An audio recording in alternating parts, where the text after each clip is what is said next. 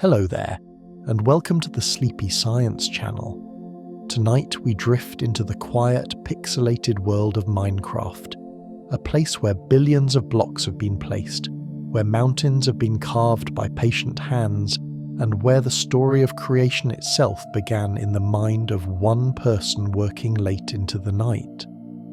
This is not merely a video game's history. This is the story of how a simple idea became the most sold video game of all time, how a single developer changed the landscape of interactive entertainment, and how an entire universe was built one block at a time. Minecraft is more than pixels and code. It is a testament to human creativity, to the power of simplicity, and to the way ideas can reshape the world when given the right moment to emerge. The game's journey is one of passion, struggle, unexpected success, and transformation. Behind every mountain range, every enchanted tool, every glowing nether portal lies a story of decision, late nights, and the quiet determination of people who believed in something strange and wonderful. Tonight, we will wander through the entire history of this remarkable game. We will meet the people who built it, understand the choices that shaped it, and discover the behind-the-scenes moments that determined its destiny. We will explore how a Swedish programmer created something that would eventually reach hundreds of millions of people across the globe. And as we journey through these years, let your mind settle like the sun over a Minecraft horizon, casting long shadows across plains and forests that exist only in the imagination made tangible. Before Minecraft existed, there was a world waiting to be imagined. In the early 2000s, the video game industry was moving in specific directions, toward high-definition graphics, cinematic storytelling, and increasingly complex mechanics. Yet within this landscape, certain games were planting seeds that would later bloom into something unexpected. Games like Dwarf Fortress, with its procedurally generated worlds and focus on emergent storytelling, and Infiniminer, with its voxel-based block-digging mechanics, were whispers of a different kind of game design philosophy. These were games that gave players tools and then stepped back to watch what they would create. In 2009, a programmer named Markus Persson was living in Stockholm, Sweden, working as a professional game developer at a company called King.com. By day, he worked on browser-based games, but his heart was elsewhere. In his free time, he was experimenting, learning, exploring the possibilities of what games could be. He was a person who loved the idea of systems and emergence. Games that did not tell you what to do, but instead gave you the tools and space to tell your own story. He had been influenced by games like Civilization, Roller Coaster Tycoon, and yes, Dwarf Fortress. These were games about creation and consequence, about building something from nothing. Markus had also been experimenting with game engines and programming concepts.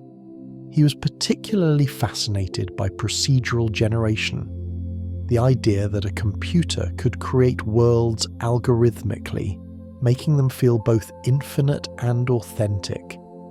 He spent time learning, experimenting, and thinking about what kind of game he wanted to make. There was a restlessness in him, a sense that the games being made were not capturing something essential.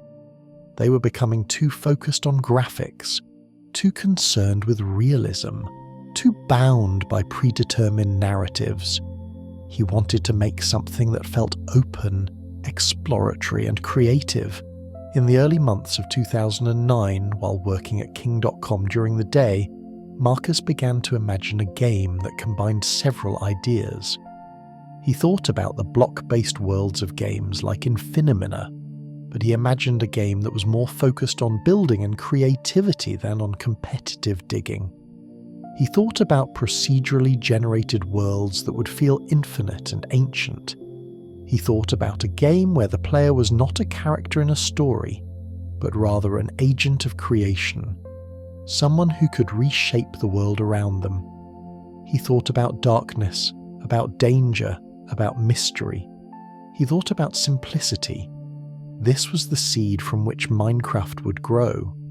It was not yet a complete vision. It was an intuition, a feeling that something was missing from games, and that he might be the person to create it. Around May 2009, Markus decided to begin work on this idea in earnest. He was not immediately thinking about fame or fortune. He was thinking about making something that excited him, something that felt pure and true to his vision of what a game could be.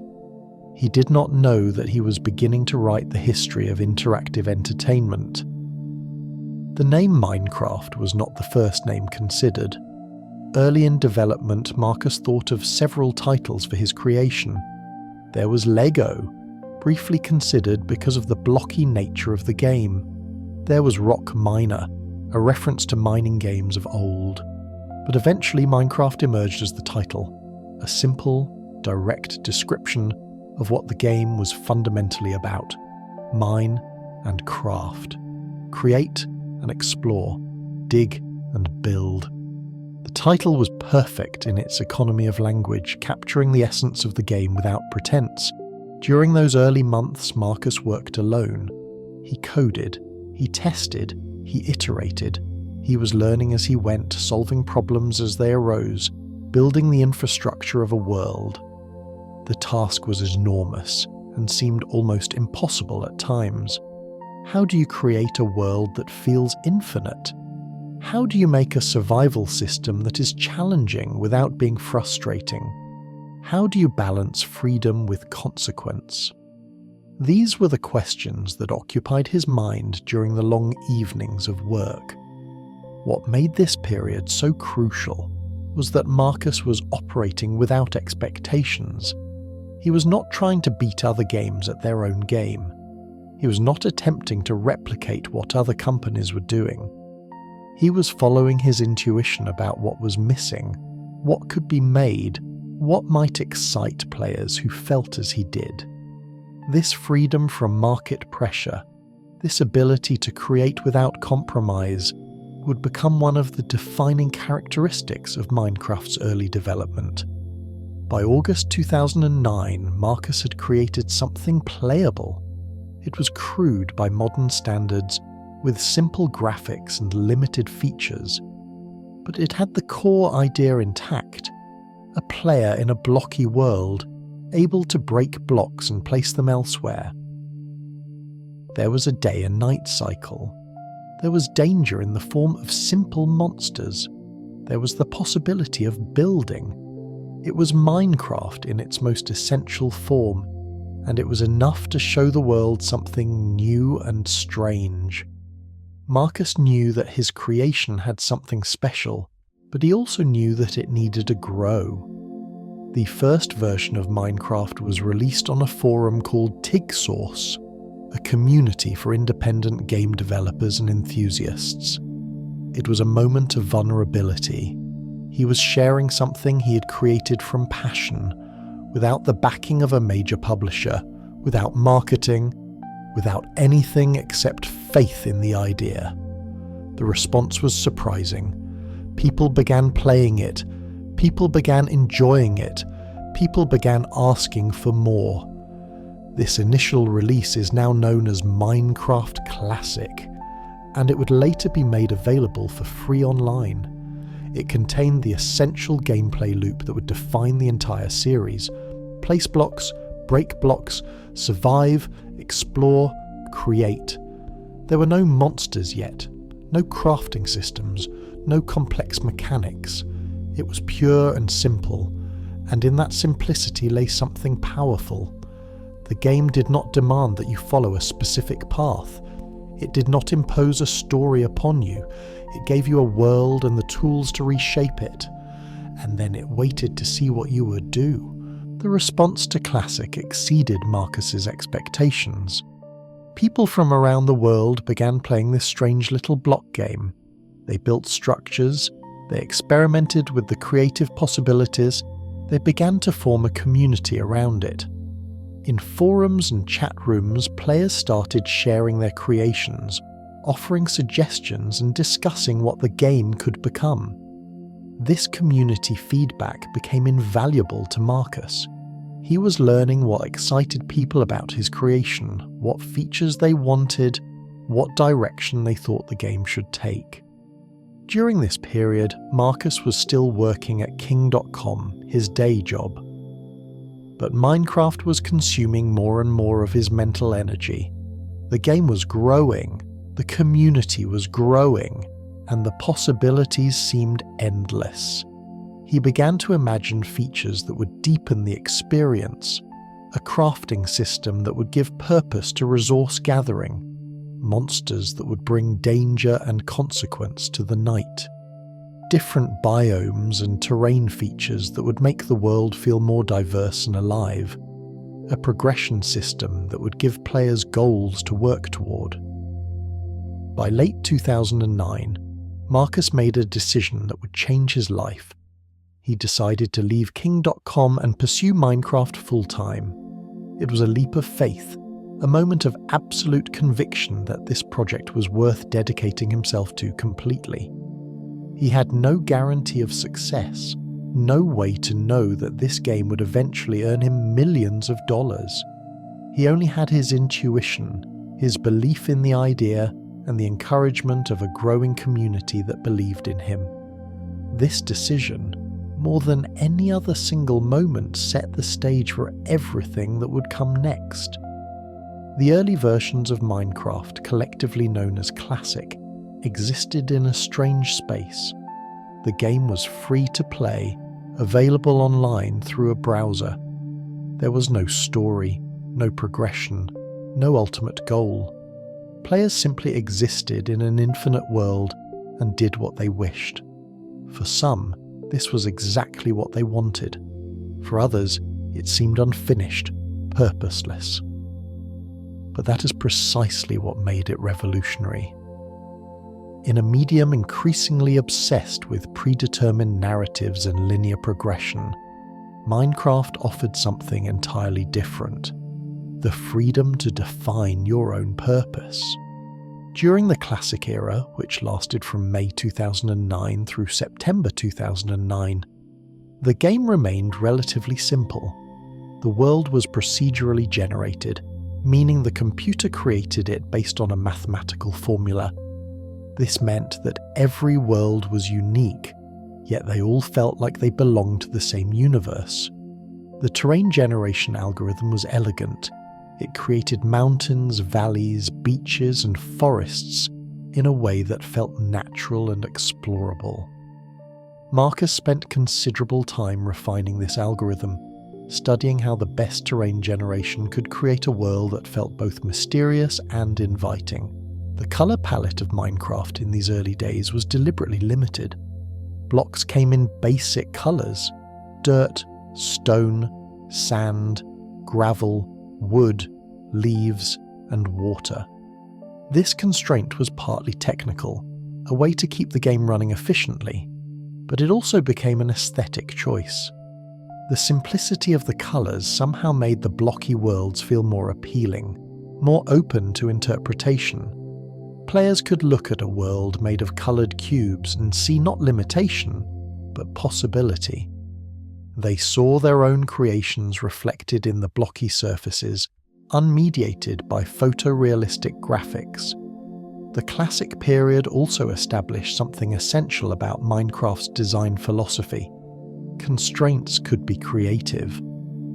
By limiting the player's tools, Notch paradoxically increased what players could accomplish. The game did not provide a sandbox full of every conceivable object. Instead, it provided a small set of blocks and let players figure out what they could build with them. This approach harkened back to the joy of playing with physical blocks or Lego as a child. It was about using limitation as a catalyst for imagination. During this time, Markus was also beginning to think about what would distinguish Minecraft from other creative games. He wanted to add elements of danger, of challenge, of survival. The pure creative sandbox was wonderful, but he believed the game needed stakes, consequences, moments where you felt at risk. This idea would eventually lead to the development of survival mode, but in the classic era, these concepts were still being formulated. Markus was listening to his community, reading feedback, and slowly building a mental model of what Minecraft could become. By September 2009, Markus released what would be called Minecraft InDev, short for in development, the next iteration. This version introduced several crucial features. The sky changed from a flat blue to something more dynamic. The world began to have structure and depth. Most importantly, InDev introduced the beginnings of a crafting system and the first monsters. These undead zombies and spiders were not sophisticated AI opponents. They were simple, sometimes comical in their behaviour, but they fundamentally changed the nature of the game. Now the night was not just dark, it was dangerous. Survival became not just a word but a mechanical reality. The development of InDev happened in a remarkable way. Markus released frequent updates, sometimes several per week. Each update added new features, refined existing systems, or simply experimented with new ideas. This rapid iteration was made possible by the small scope of the project and Markus's ability to work independently. He did not need to navigate corporate bureaucracy or committee decisions. He could follow his instincts and the feedback of his community with remarkable speed.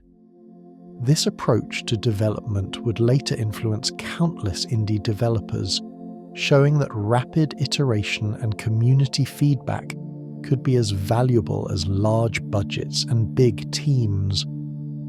InDev represented the moment when Minecraft began to become what it would eventually be.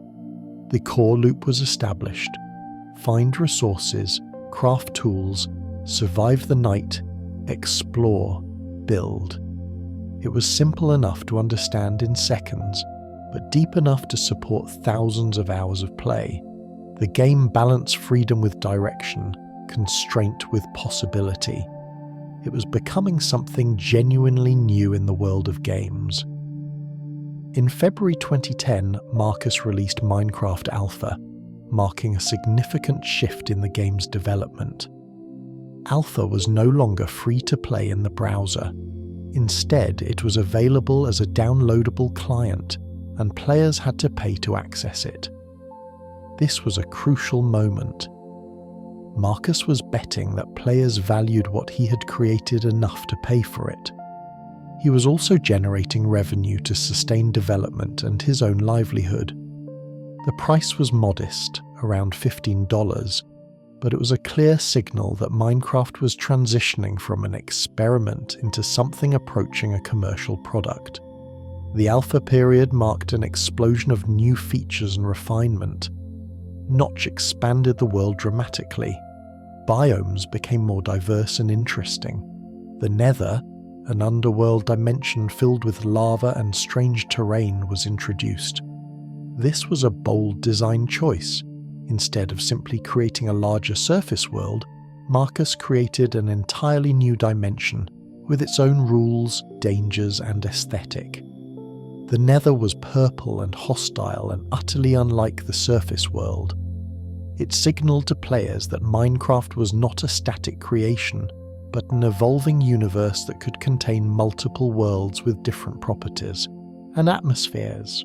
During Alpha, the crafting system became more sophisticated. Markus designed it so that certain recipes made intuitive sense. Putting planks together in a square would create a crafting table, while others required experimentation or knowledge sharing within the community. This created a collective knowledge that players passed to each other, bonding the community through shared discovery. The crafting system also gated access to better tools and weapons, creating a sense of progression. It meant something to finally craft an iron pickaxe after hours of gathering stone. The monster AI also evolved during Alpha. Spiders climbed walls, Skeletons shot arrows from distance, and zombies shambled toward you with terrifying persistence. These were not complex enemies by modern standards, but in the context of Minecraft's aesthetic and pace, they were perfectly calibrated. They created tension without becoming frustrating. They made the night something to be feared and respected, turning the game's survival mechanics from abstract concept into palpable experience. One of the most significant additions during Alpha was multiplayer. At first, multiplayer was challenging to implement and required community members to set up their own servers. But as Notch worked to improve it, the ability to play with others became increasingly accessible. This opened up an entirely new dimension of the game, building together, exploring together, surviving together. These shared experiences fundamentally changed Minecraft. The game became not just a single-player meditation on creation, but a collaborative art form. Friends could build castles together. Communities could create entire civilizations.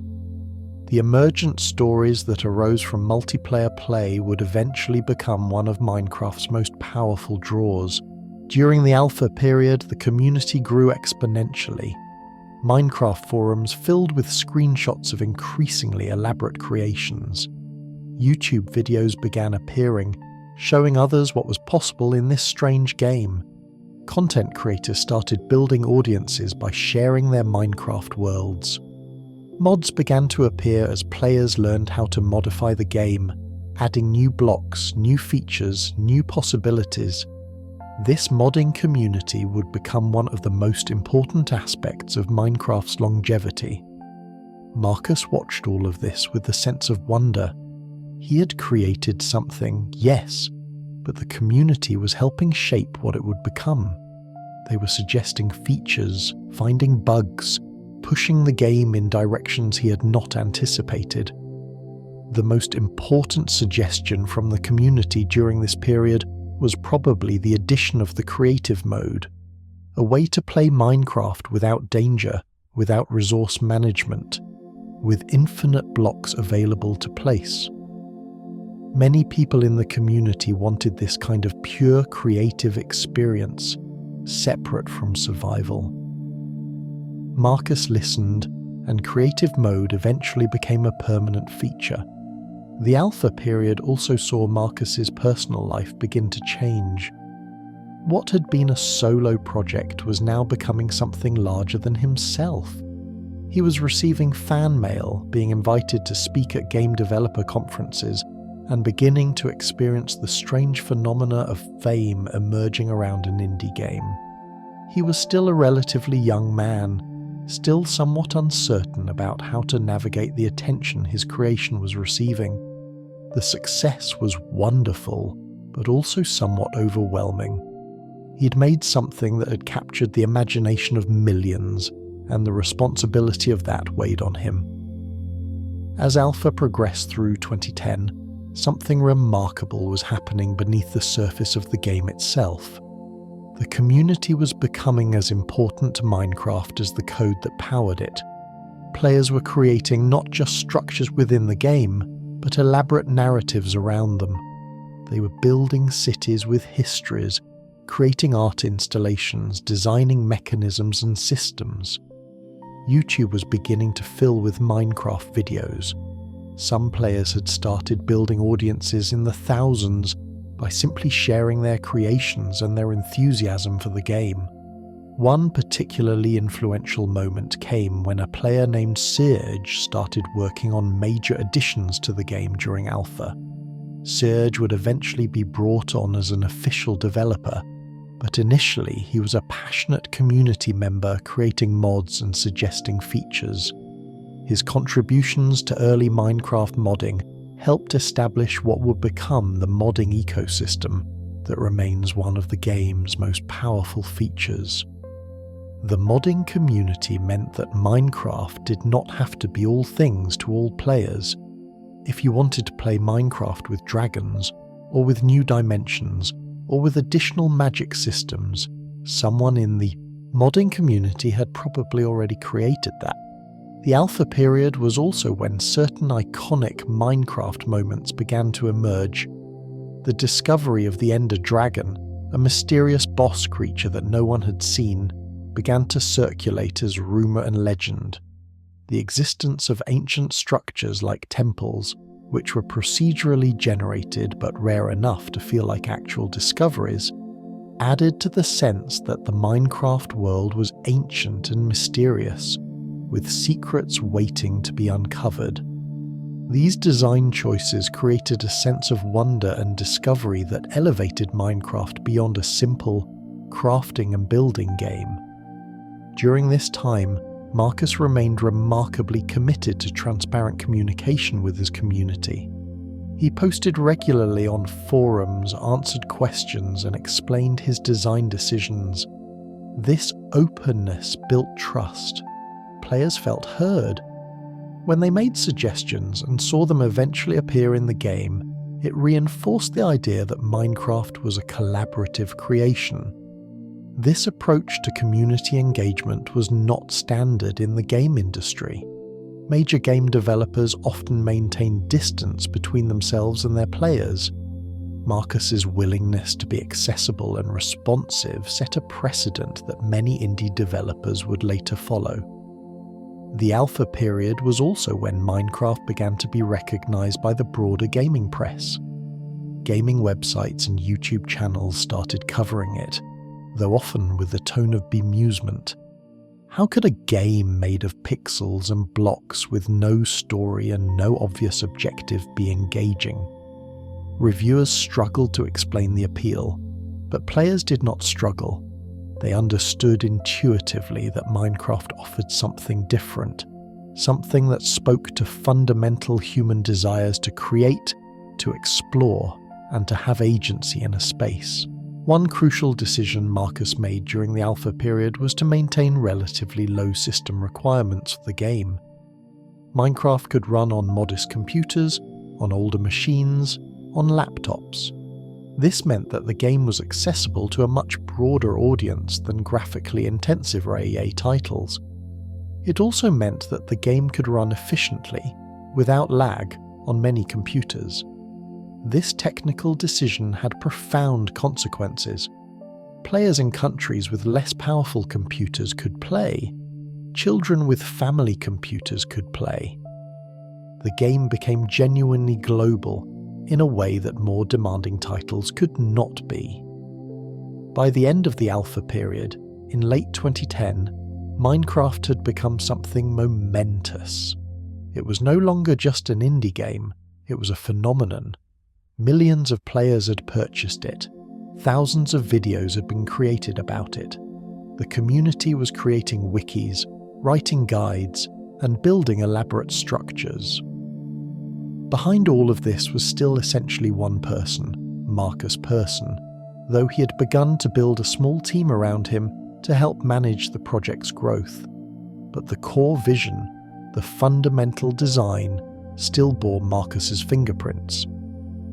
By the time Minecraft entered beta in December 2010, the landscape had shifted dramatically.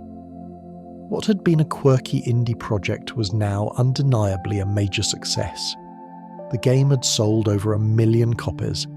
Every day, thousands of new players were joining the world of Minecraft. The beta phase represented the final approach toward a full, official release. Markus and his small team knew that they needed to use this period to polish the experience, add final features, and prepare Minecraft for its role as a released product. The beta period saw several significant additions that would become defining features of the game. The enchantment system was introduced, allowing players to use rare materials to imbue their tools and weapons with magical properties. This added a new layer of progression and strategy to the game. Finding rare diamonds became not just useful, but exciting, as they could be used to create better tools or materials for enchanting. This system gave players long-term goals to work toward, and made the journey toward better equipment feel meaningful and rewarding. During beta, Markus also introduced some of the most iconic mobs in Minecraft history. The Enderman, a tall, dark creature with the ability to teleport and move blocks, was added. The Creeper, perhaps the most recognizable creature in Minecraft, a green, exploding monster with a slightly sad face, became a permanent part of the game. These creatures were instantly memorable, both by their appearance and by their behavior. They became not just enemies to avoid, but cultural touchstones. Within a few years, people who had never played Minecraft would recognize a creeper on sight. The beta period also saw the introduction of more complex structures and dungeons.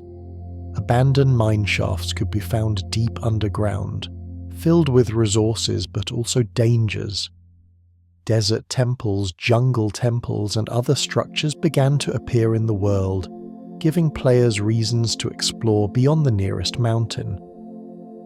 These structures were procedurally generated, meaning they varied, but they all felt like they belonged to the world. They suggested that the Minecraft world had a history, that civilizations had existed before the player arrived, that there were things to discover and understand. Another crucial development during beta was the introduction of the Nether Fortress. These structures existed in the Nether dimension and contained unique resources and creatures. The Nether Fortress represented a significant escalation in the game's scope. It meant that endgame content existed, goals that players could work toward that required substantial preparation and effort. Reaching the Nether Fortress became a milestone, a demonstration of skill and persistence. It meant that Minecraft was not just about casual building. It could support deep, challenging gameplay for those who desired it. During the beta period, Markus assembled a small but dedicated team. He brought on several talented developers and designers who shared his vision for the game. These early employees were not motivated by massive salaries or stock options. They were motivated by the same thing that motivated Markus: the belief that they were creating something historically significant. They were working on nights and weekends, iterating rapidly, pushing the game toward release. The team atmosphere was one of excitement and camaraderie. They knew they were working on something special. One particularly important hire during this period was Jens Bergenstein, often known as Jeb. Jeb had been a long-time fan of Minecraft and had created extensive modifications to the game. His deep understanding of the game's systems and his creative approach to design made him invaluable. When Markus brought him on to help with development, Jeb became the primary architect of many of Minecraft's major features during and after the beta period. In many ways, Jeb's hiring represented the transition from Minecraft as a solo project to Minecraft as a collaborative development effort. The anticipation for Minecraft's official release grew during the beta period. The player base was already massive, but the formal release felt like it would be a culmination of something. It was going to be the moment when Minecraft transitioned from that indie game everyone is playing to a major game in the entertainment landscape. Markus and his team were aware of the weight of this moment. They wanted the release to be perfect, or as perfect as possible.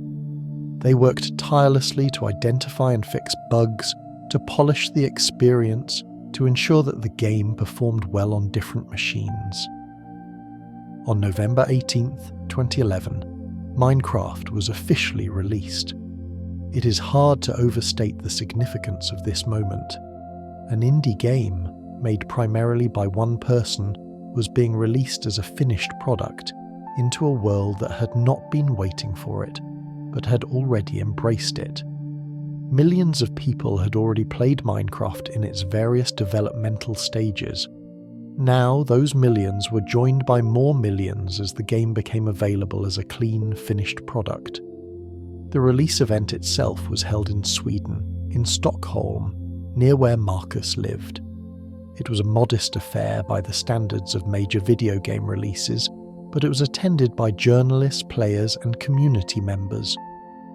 Markus gave a speech expressing gratitude to the community that had helped shape the game.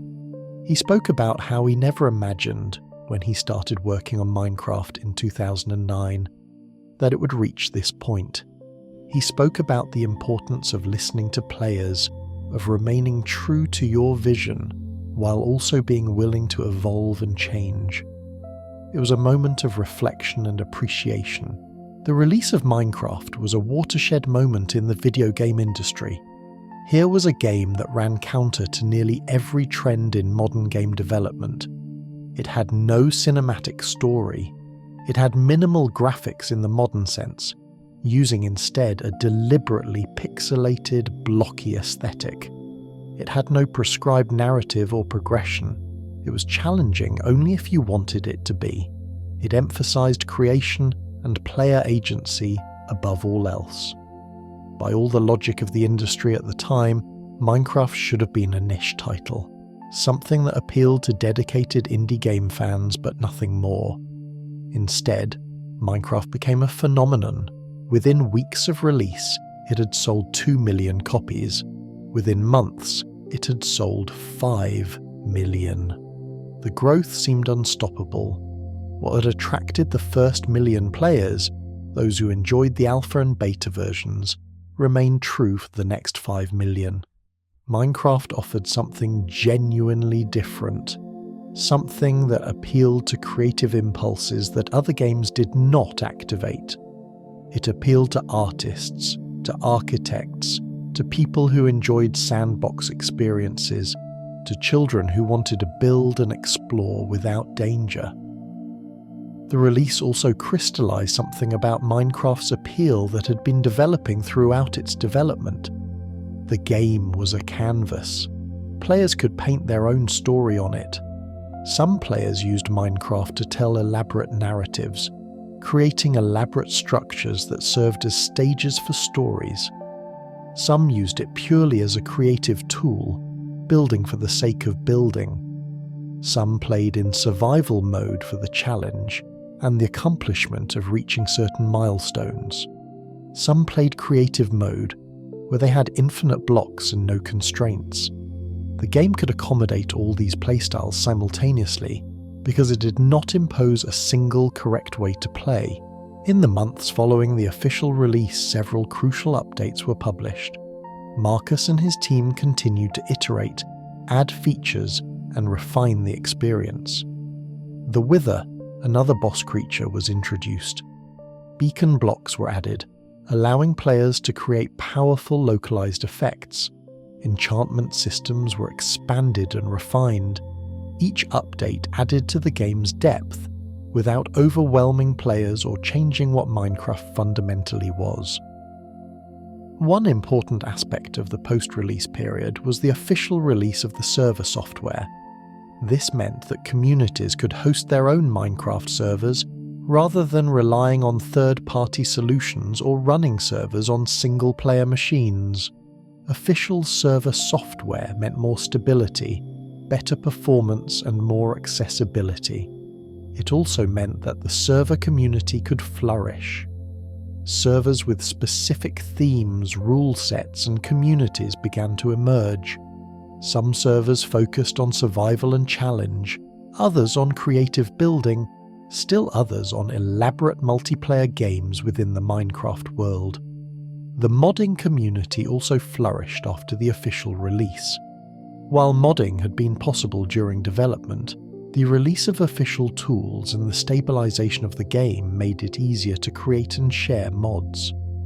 Mod creators began building tools to make modding more accessible. Sites dedicated to hosting and distributing mods appeared. Within a year or two of the release, there were hundreds of major mods available, ranging from simple quality-of-life improvements to complete overhauls that added entire dimensions, creatures, and gameplay systems. The period immediately following the official release was one of expansion and consolidation. Minecraft had achieved mainstream success, but the game was far from finished. Markus and the team had an enormous backlog of features they wanted to add, things they had learned from the community, directions they wanted to take the game. The next few years would see Minecraft grow from a successful indie game into a cultural phenomenon that transcended gaming itself. One of the most significant developments in the post-release period was the emergence of adventure maps. The community began creating elaborate structures that served not just as pretty things to look at, but as stages for adventures. These were worlds designed to be explored, puzzles designed to be solved, challenges designed to be overcome. Creators would build entire dungeons, castles, and landscapes, and then share them online for others to explore.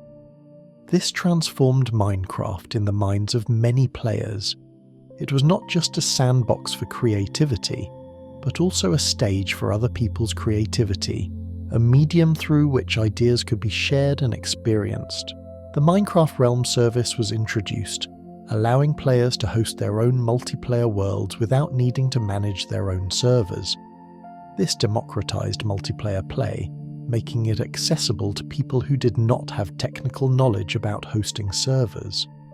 Realms became a way for friends to easily create a shared world that only they could access, a private place to build and explore together. This service would eventually become one of the primary ways that players accessed multiplayer Minecraft. During this period, Minecraft also began to gain recognition outside of the gaming community. Teachers began using Minecraft in classrooms as a tool for education. Architects and urban planners used the game to prototype designs and explore ideas about space. Artists used Minecraft as a medium for creating elaborate works. The game's simple but powerful toolkit meant that it could be applied to nearly any creative endeavor. A city could be rebuilt in Minecraft and explored. A historical event could be recreated block by block. Mathematical concepts could be visualized and experimented with. The culture around Minecraft also evolved during this period. Memes emerged from the game, becoming part of internet culture. The creeper's slightly sad face became iconic. The phrase, "Oh man," became a meme after a remix of the hissing sound a creeper makes before exploding. Minecraft fan art appeared all over the internet. People wrote fan fiction about Minecraft. Others created elaborate theories about the game's lore. Although Minecraft was largely a blank canvas, the community was filling that canvas with culture and meaning. One particularly significant moment came when Minecraft held the first official Minecon event in 2011. Minecon brought together thousands of Minecraft fans from around the world.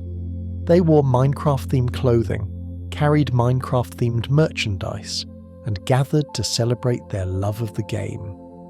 The event featured panels with developers, opportunities to meet other players, and announcements of upcoming features.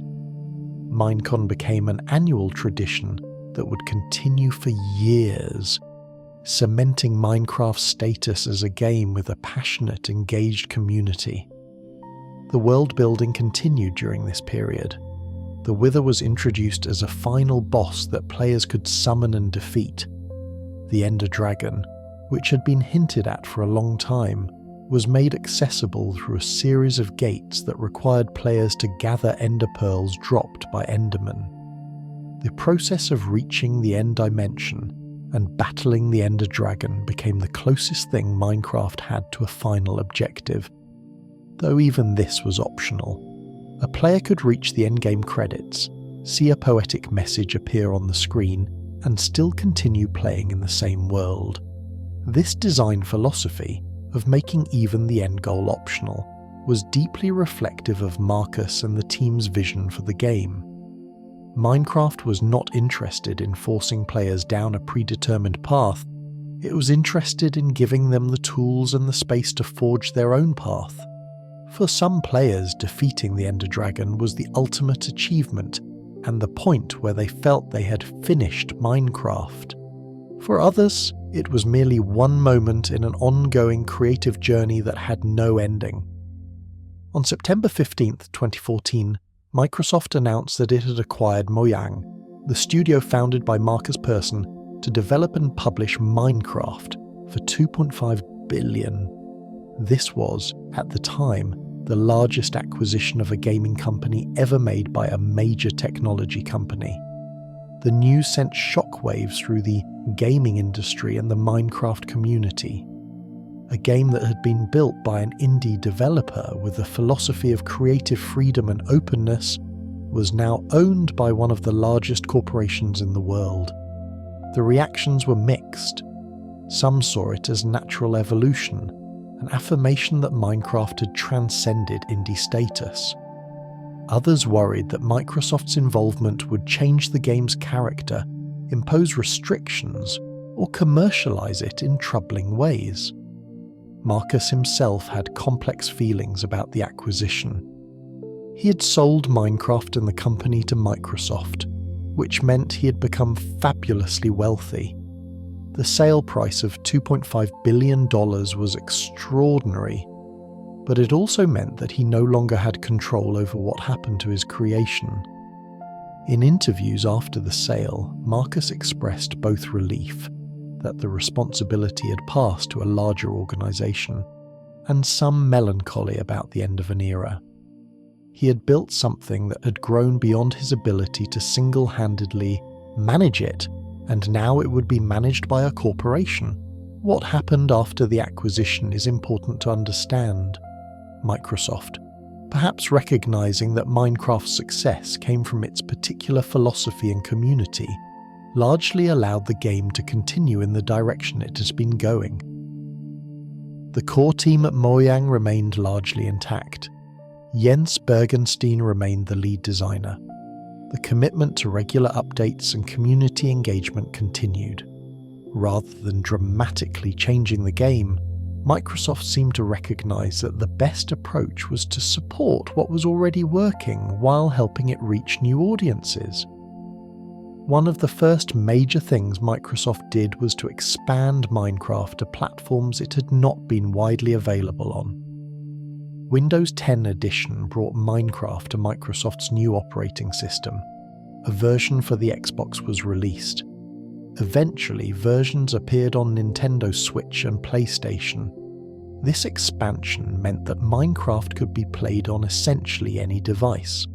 A player could start a world on their computer, continue it on their tablet, and finish it on their phone or console. This cross-platform accessibility was revolutionary and helped Minecraft reach audiences it might never have reached otherwise.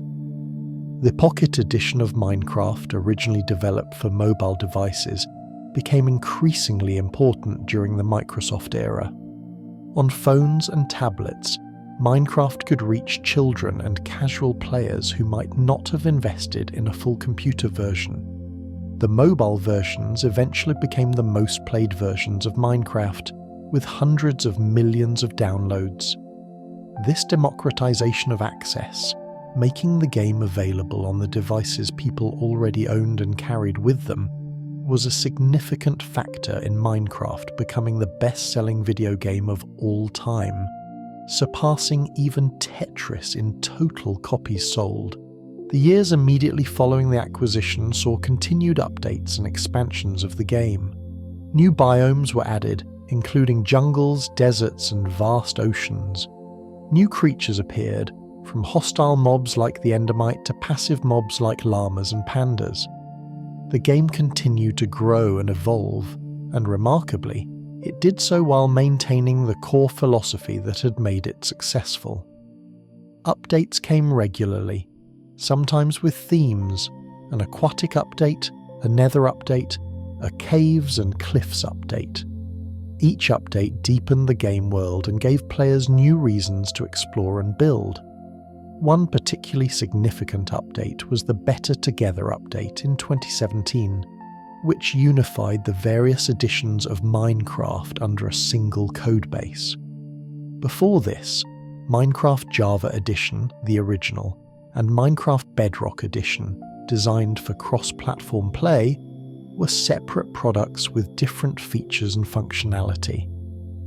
The Better Together update moved toward consolidating these versions, making it easier for players to move between platforms. This technical achievement was significant because it meant that the game's development could be more unified and all platforms could receive updates simultaneously. The introduction of marketplace content during the Microsoft era represented a new approach to monetization. Rather than simply selling the base game once, Microsoft allowed creators to develop content, maps, skins, texture packs that could be sold through an in-game marketplace. This created a way for content creators to be compensated for their work, which incentivized the creation of high-quality content. It also meant that players had access to curated, quality content that had been vetted. However, this commercialization also concerned some players who valued the more grassroots free modding community that had characterized earlier eras of Minecraft. During the Microsoft era, Minecraft also began to receive investment in education initiatives. Minecraft Education Edition was released specifically for classroom use, with features designed to support learning.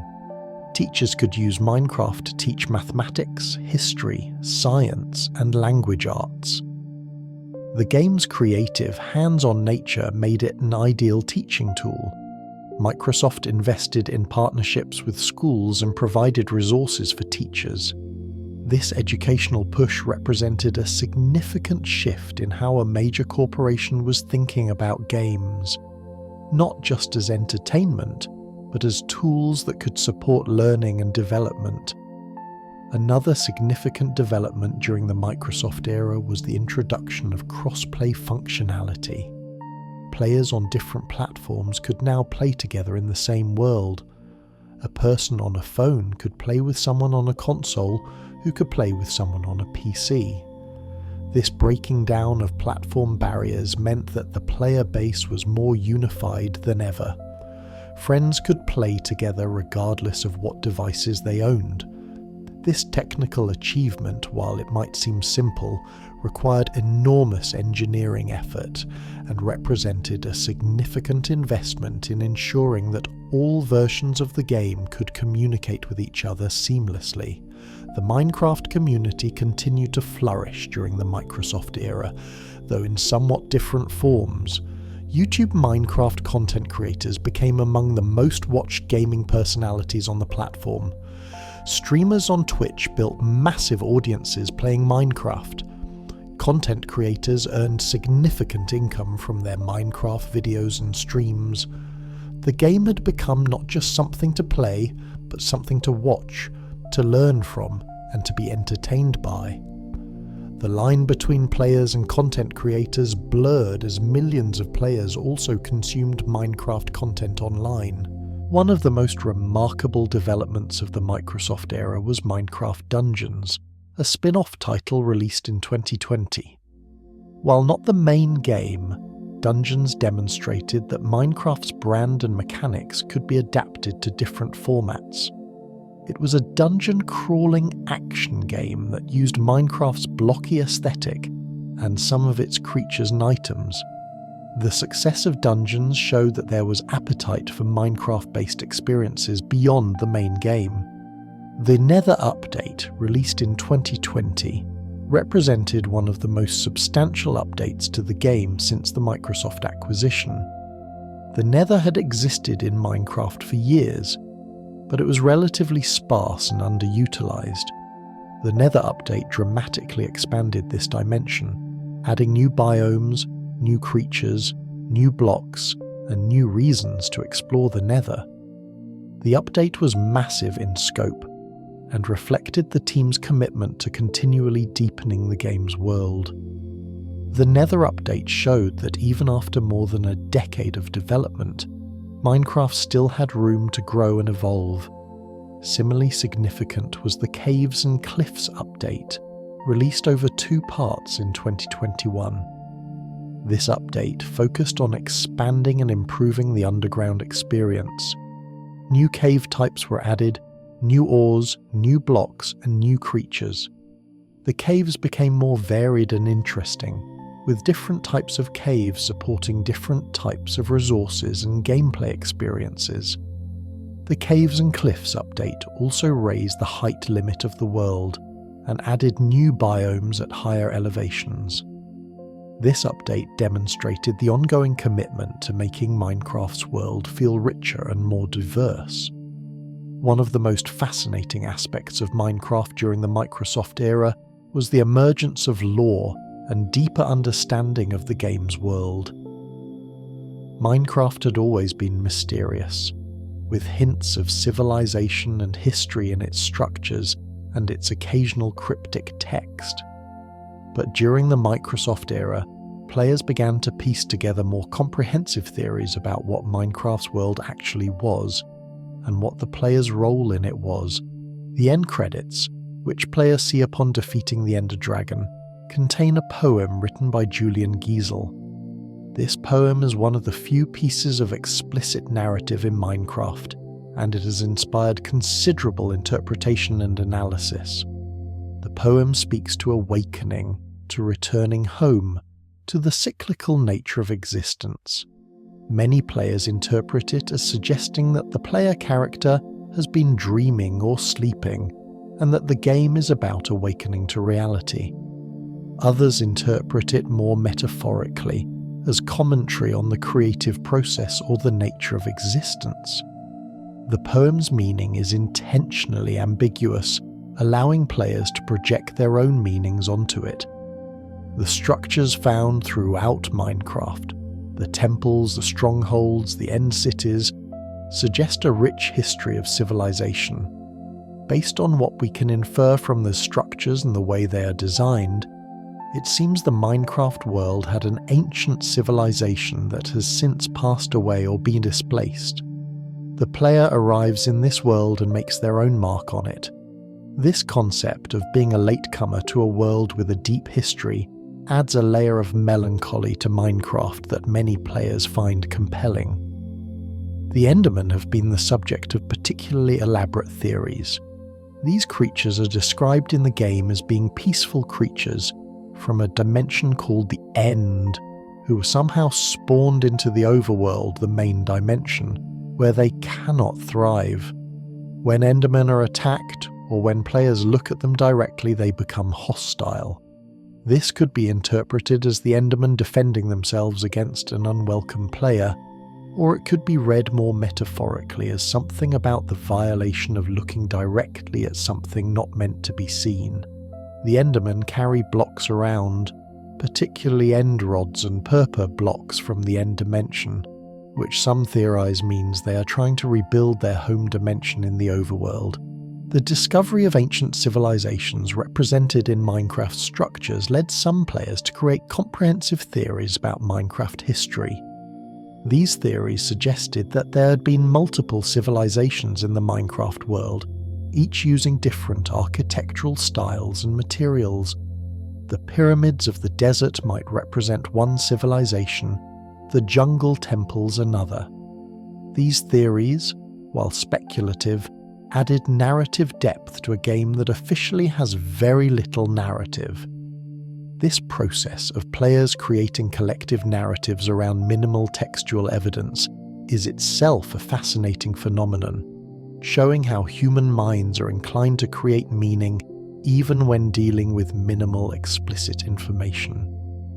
The void, the empty space below the world, has also inspired considerable speculation. In survival mode, if a player falls into the void, they die. What the void represents, oblivion, non-existence, the space outside reality, has inspired philosophical meditation from players. Some Minecraft philosophers have interpreted the void as representing the space outside the game world, the literal code and programming underlying the game. Others interpret it more abstractly as representing non-being or death. The fact that the void exists, that there is a boundary to the Minecraft world, has become part of what makes the world feel complete and comprehensible. As Minecraft entered its second decade of existence, it had become something almost unimaginable when it was first conceived. It was simultaneously the most played game in the world and a cultural icon known far beyond gaming circles. Children around the world played Minecraft. Museums had Minecraft exhibitions. Artists used Minecraft as their medium. Teachers used it in classrooms. Architects and planners were inspired by it. The game had transcended its identity as a video game and become something more like a global platform for creativity. The Wild update, released in 2022, continued the tradition of substantial updates by introducing new biomes, new creatures, and new blocks. The mangrove swamp biome was added, complete with its own aesthetic and unique resources. New mobs like the Warden, a terrifying hostile creature that hunts by sound rather than sight, added new challenges to cave exploration. The Warden represented an interesting design choice, a creature so dangerous that the goal was often to avoid it rather than defeat it. This reflected a deeper understanding of how fear and threat could work in game design beyond simple combat. The release of Minecraft Legends in 2023 represented another expansion of the Minecraft universe. Unlike Dungeons, which was an action game, Legends was a real-time strategy game set in the Minecraft universe. It allowed players to experience the Minecraft world from a different perspective and with different gameplay mechanics. The expansion of Minecraft into different genres showed that the brand had become flexible enough to support various types of experiences while maintaining its essential character. By the mid-2020s, Minecraft had been played by over 300 million people. The game had generated billions of dollars in revenue for Microsoft. More remarkably, it had influenced game design industry-wide. The success of Minecraft had validated the concept that games did not need cutting-edge graphics, a prescribed narrative, or complex mechanics to be successful. They needed solid systems, player agency, and creative freedom. This lesson has been taken to heart by countless game developers. The competitive Minecraft community also grew during the Microsoft era. Esports tournaments were organised around Minecraft speedrunning, where players competed to defeat the Ender Dragon or locate strongholds in the fastest time possible. The Minecraft Championship, an event where teams of players competed in various challenges, became an annual event with significant prize pools and viewership. These competitive events showed that Minecraft, despite its reputation as a peaceful, creative game, could support competitive play at the highest levels. The streaming community around Minecraft became enormous. Channels dedicated to Minecraft building tutorials, survival guides, and entertaining playthroughs accumulated hundreds of millions of views. Certain content creators became celebrities based on their Minecraft content. Channels dedicated to Minecraft had entire teams working on scripting, filming, and editing.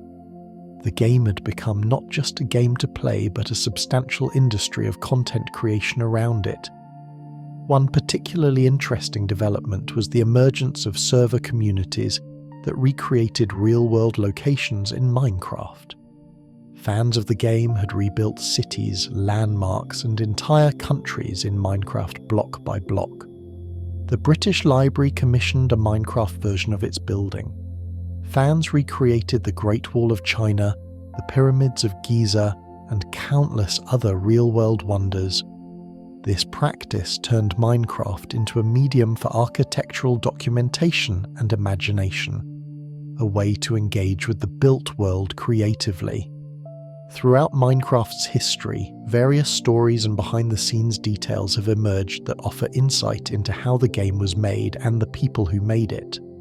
These stories help us understand not just Minecraft, but the nature of game development, creativity, and the challenges of managing explosive success.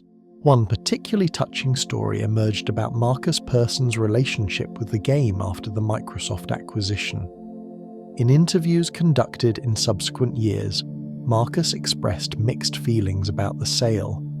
On one hand, selling Minecraft had made him extraordinarily wealthy and had freed him from the daily responsibility of managing the game. On the other hand, it meant he was no longer involved in the creative process that had consumed years of his life. He'd created something that had become part of global culture, and he could no longer guide its direction.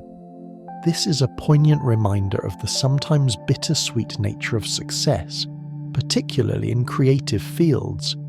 Creating something meaningful and then having to let it go is a form of loss, even when it is celebrated as a success.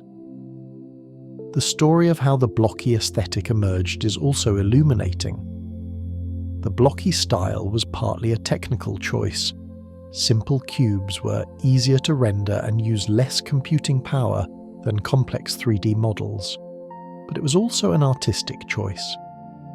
The simplicity of the blocks meant that players' imaginations could complete what the graphics suggested. A blocky representation of a tree could be whatever kind of tree the player imagined. Complex, detailed graphics can sometimes be limiting because they impose specific interpretations. The blocky aesthetic of Minecraft is liberating for imagination in a way that more realistic graphics are not. The development of mobs like the creeper and skeleton reveals something about how constraints breed creativity. The creeper's basic appearance, a green blocky shape with no distinct facial features, emerged from the cube-based building block aesthetic of the game. Its famous sad face expression is not intentionally designed, but rather an accident of having two darker squares on the front of its head. This accidental aesthetic became iconic precisely because of its simplicity. The skeleton, similarly, is a simple blocky interpretation of a humanoid skeleton. These creatures work not because they are detailed or realistic, but because they are simple enough to be memorable and strange enough to be interesting. The story of the Minecraft server ecosystem reveals something about community organization and self-governance. Players realized quickly that multiplayer was more fun and engaging, but the technical barriers to running servers meant that not everyone could participate. Community members began creating and running servers themselves, establishing rules, managing player bases, and creating unique experiences. Some servers became incredibly popular, with thousands of regular players. These servers became communities unto themselves, with players developing friendships and spending hundreds of hours together in shared worlds. The fact that this ecosystem emerged organically, built by players for players, speaks to the power of community agency when given the tools and space to organize themselves. One notable moment in Minecraft history was when Notch briefly retired from public life after the Microsoft acquisition, citing burnout and the intensity of being associated with such a massive phenomenon. After building something that captured the world's attention and generating billions of dollars, Markus withdrew from public engagement. This is not an unusual trajectory for successful creators, particularly those whose creations become cultural phenomena.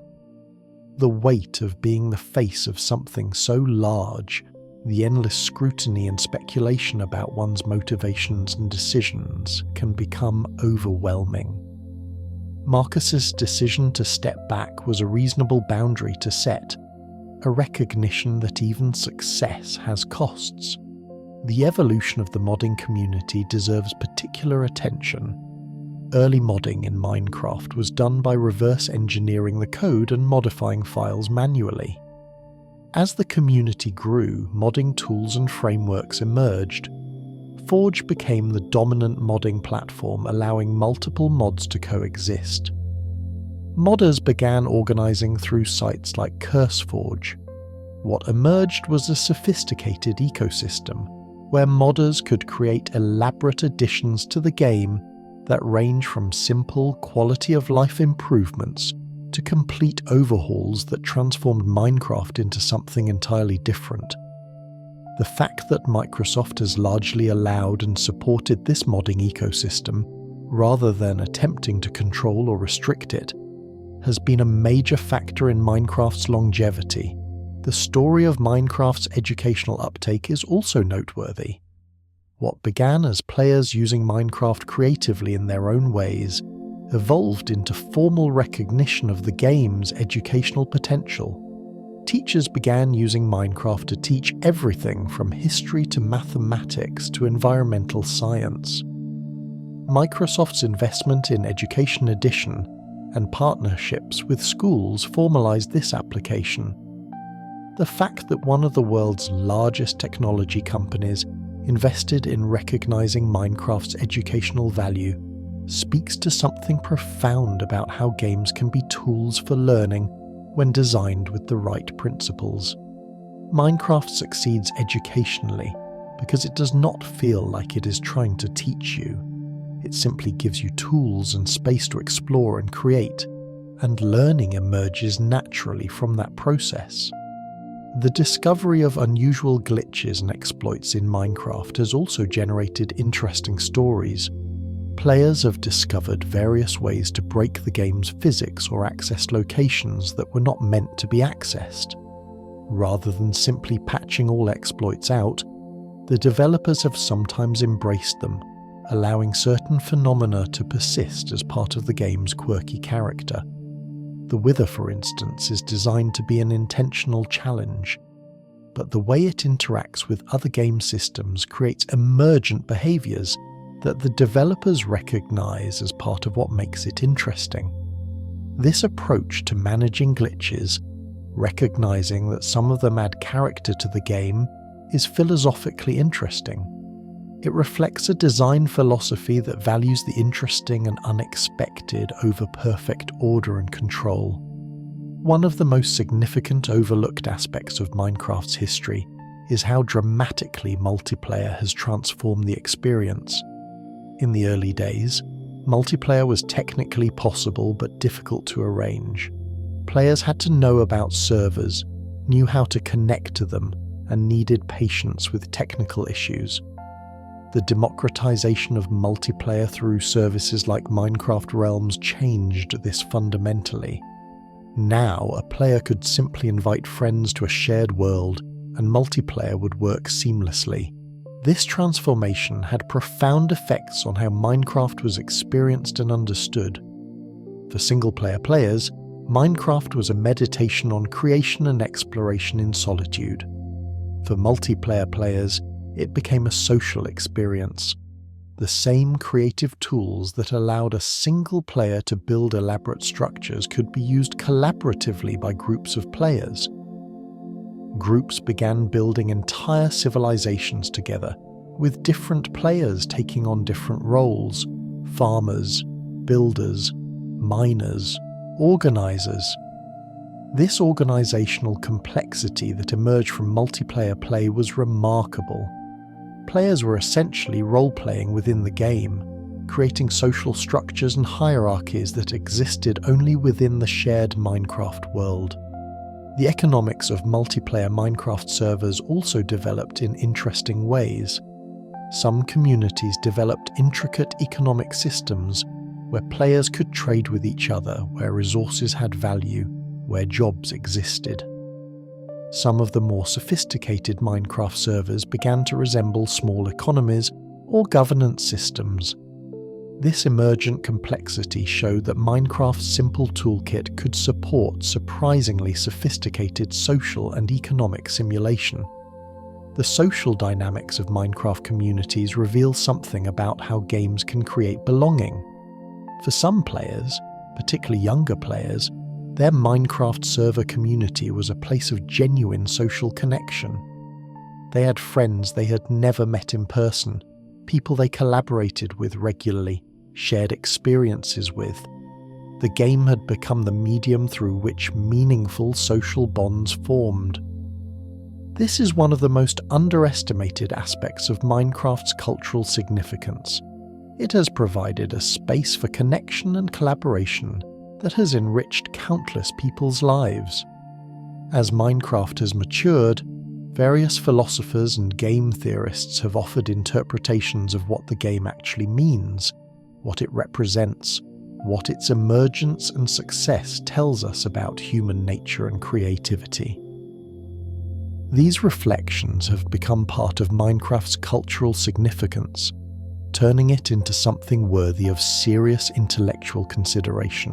One line of thinking interprets Minecraft as a game about the nature of creation itself.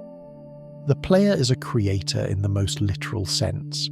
They are bringing structures into being from nothing. The game raises philosophical questions about creation, authorship, and meaning. If you build something in Minecraft, did you create it? Who is responsible for its existence? What does it mean that something you create is made of bits in a computer rather than physical material? These questions, while they might seem to belong more to philosophy than games, are genuinely raised by the experience of playing Minecraft. Another interpretation views Minecraft as a game about engagement with materiality. Even though everything in Minecraft is digital, the game creates a strong sense of dealing with material. You gather resources, transform them, use them to build. The physics of the game, that blocks can be placed and removed, that gravity affects certain materials, create a sensation of engaging with actual materials. This could be interpreted as Minecraft allowing players to experience something like manual labour and craftsmanship in a digital context. For young people growing up in an increasingly digital world, Minecraft may provide one of the few experiences of engaging with something that feels material, even if it is not. Some scholars have suggested that Minecraft represents a democratization of creativity. With Minecraft, anyone can create. You do not need artistic training or technical skill, you simply need imagination and time. This lowered barrier to entry has meant that Minecraft has become a medium for creative expression for people who might not otherwise have outlets for their creativity. The game is accessible to children, to people with limited technical skills, to people who have not previously thought of themselves as creative. Minecraft has allowed them to discover and develop their creative capacity. The theological or spiritual interpretations of Minecraft are also worth considering. The end credits poem, with its references to awakening and returning home, has inspired meditation on what the game might mean from a spiritual perspective. Some players have interpreted Minecraft through Buddhist or Hindu philosophical frameworks. Others have seen it as addressing existential questions about the nature of reality. While these interpretations may venture into speculation, the fact that a video game can inspire this kind of philosophical reflection speaks to something important about Minecraft's design and its place in culture.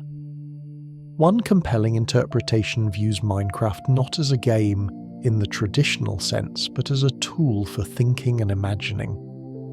Rather than having a win condition or a clear objective, Minecraft is a space where thinking happens, where ideas are explored, where imagination is externalized and tested. From this perspective, Minecraft is less like a video game and more like a combination of art supply, thinking tool, and collaborative medium. This interpretation explains some of Minecraft's educational success. It is not that the game teaches you through predetermined lessons, but rather that it provides a space where your own thinking and exploration leads to learning. Minecraft's success has had effects that ripple far beyond the game itself. It has influenced how other games are designed, what audiences expect from games, and what games are understood to be capable of achieving. The success of Minecraft validated certain design principles that have been questioned or marginalized in mainstream game development. First, Minecraft proved that games did not need cutting-edge graphics to be commercially successful or culturally significant. Before Minecraft, there was significant pressure within the industry toward photorealism and graphical fidelity. The assumption was that better graphics meant better games and more sales. Minecraft's success with deliberately pixelated, simple graphics challenged this assumption. Game developers realized that artistic style and coherence of vision could be more important than graphical power. This had downstream effects on game design, allowing indie developers to create commercially successful games without massive budgets for art and graphics. Second, Minecraft demonstrated that games could be commercially successful without being built around combat or competition.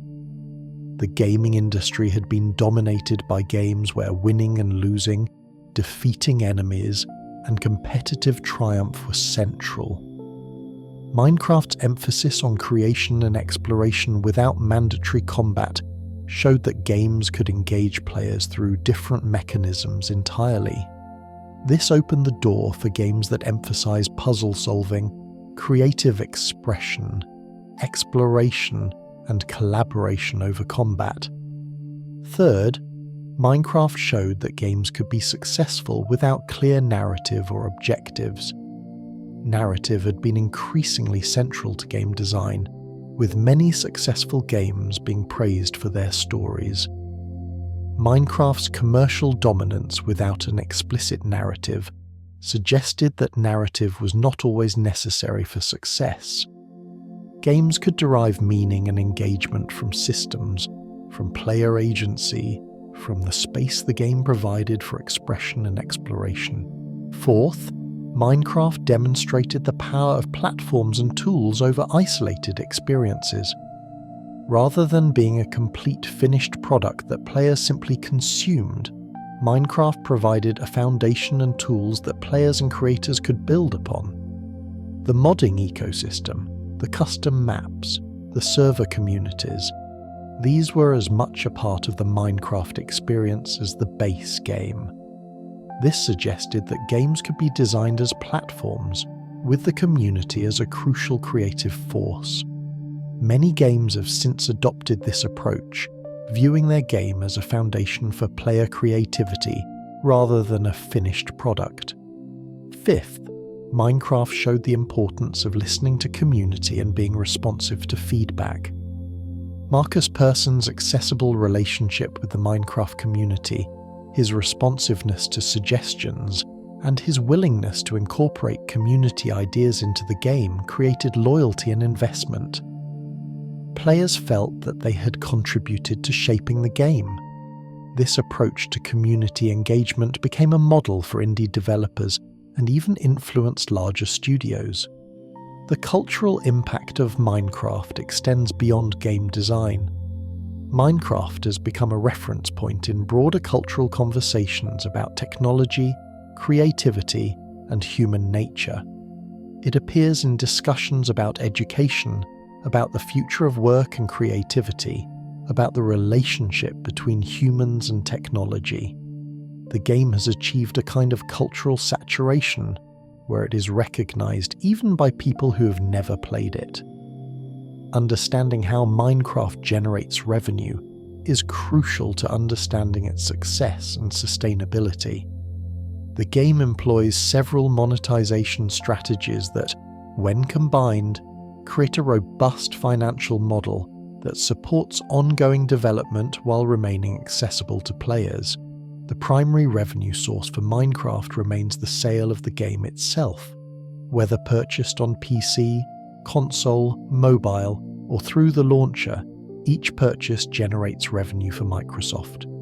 The relatively low price point, around $20 to $30 on most platforms, has remained consistent, making the game accessible to a broad audience.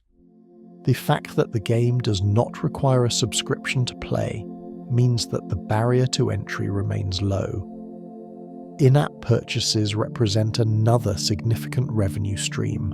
Skins, which allow players to customize the appearance of their character, can be purchased. Texture packs that change how the game's world looks are available for purchase. Realms, the multiplayer hosting service, is subscription-based. The marketplace, which offers creator-made content like maps and cosmetics, generates revenue both for Microsoft and for the creators who develop the content. These monetization methods are relatively unobtrusive. A player can enjoy Minecraft fully without making any purchases beyond the initial game purchase. The optional nature of these purchases means that they do not feel exploitative. Minecraft Realms. Realms Plus, a subscription service launched more recently, offers unlimited access to curated Minecraft Marketplace content and cloud saves. This subscription model provides a regular revenue stream while offering genuine value to players who engage deeply with the game. The subscription is optional, but for players who frequently purchase content, it can be more economical than purchasing items individually. Microsoft's investment in Minecraft extends beyond direct sales. The game has been used to promote other Microsoft products and services. Minecraft runs on Microsoft platforms and uses Microsoft's cloud services. The game has been bundled with Xbox Game Pass, Microsoft's subscription gaming service.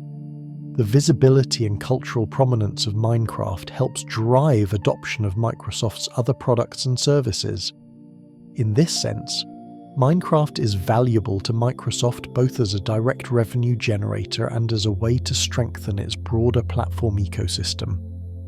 The licensing and merchandise related to Minecraft represent another source of value. Minecraft toys, clothing, books, and other merchandise generate significant revenue. Microsoft has licensed the Minecraft brand to various companies to create products. The game has become a brand in its own right, with the Minecraft logo and imagery appearing on products worldwide. This merchandising opportunity is valuable and demonstrates how successful games can extend their value beyond the digital product itself. The educational market for Minecraft also has financial implications. Minecraft Education Edition, while provided at a low cost to schools, still generates revenue. The investment Microsoft has made in the educational market is partly strategic. Introducing children to Minecraft at school increases the likelihood that they will purchase and play the game outside of school. This represents a kind of long-term investment in creating future players and customers. As Minecraft approaches its 15th anniversary and looks toward its future, it is worth considering what lies ahead for this remarkable game. Given its success, its cultural significance, and the commitment Microsoft has demonstrated to its ongoing development, Minecraft seems poised to remain relevant and actively developed for years to come. The expansion of Minecraft into new dimensions and biomes will likely continue. The development team has shown a commitment to regularly adding new content, new creatures, new blocks, and new ways to play. Future updates could introduce entirely new dimensions with their own rules and aesthetics. New mobs could bring new gameplay challenges and possibilities. The fundamental toolkit of Minecraft seems capable of supporting endless expansion without overwhelming players or diluting the core experience. The evolution of multiplayer experiences will probably continue as well. New features that make collaboration easier, new ways for communities to organize themselves, new tools for players to share their creations. These are likely areas for future development. As virtual reality and other emerging technologies develop, it is possible that Minecraft will expand into new formats. Minecraft VR experiences already exist experimentally, and it is plausible that future versions could be played in immersive virtual environments. The educational applications of Minecraft will likely deepen. More schools will adopt the game or education edition as a tool for learning. Researchers will continue to study how Minecraft affects learning, creativity, and social development. This could lead to more explicit educational features being added to the game, the cross-platform nature of Minecraft will probably expand further. Currently, most platforms can play together through Bedrock Edition. Future development might bring even more seamless cross-platform play, allowing a player on any device to instantly join worlds on any other device. The technical barriers to this are diminishing as technology improves, and such integration would enhance the game's appeal further.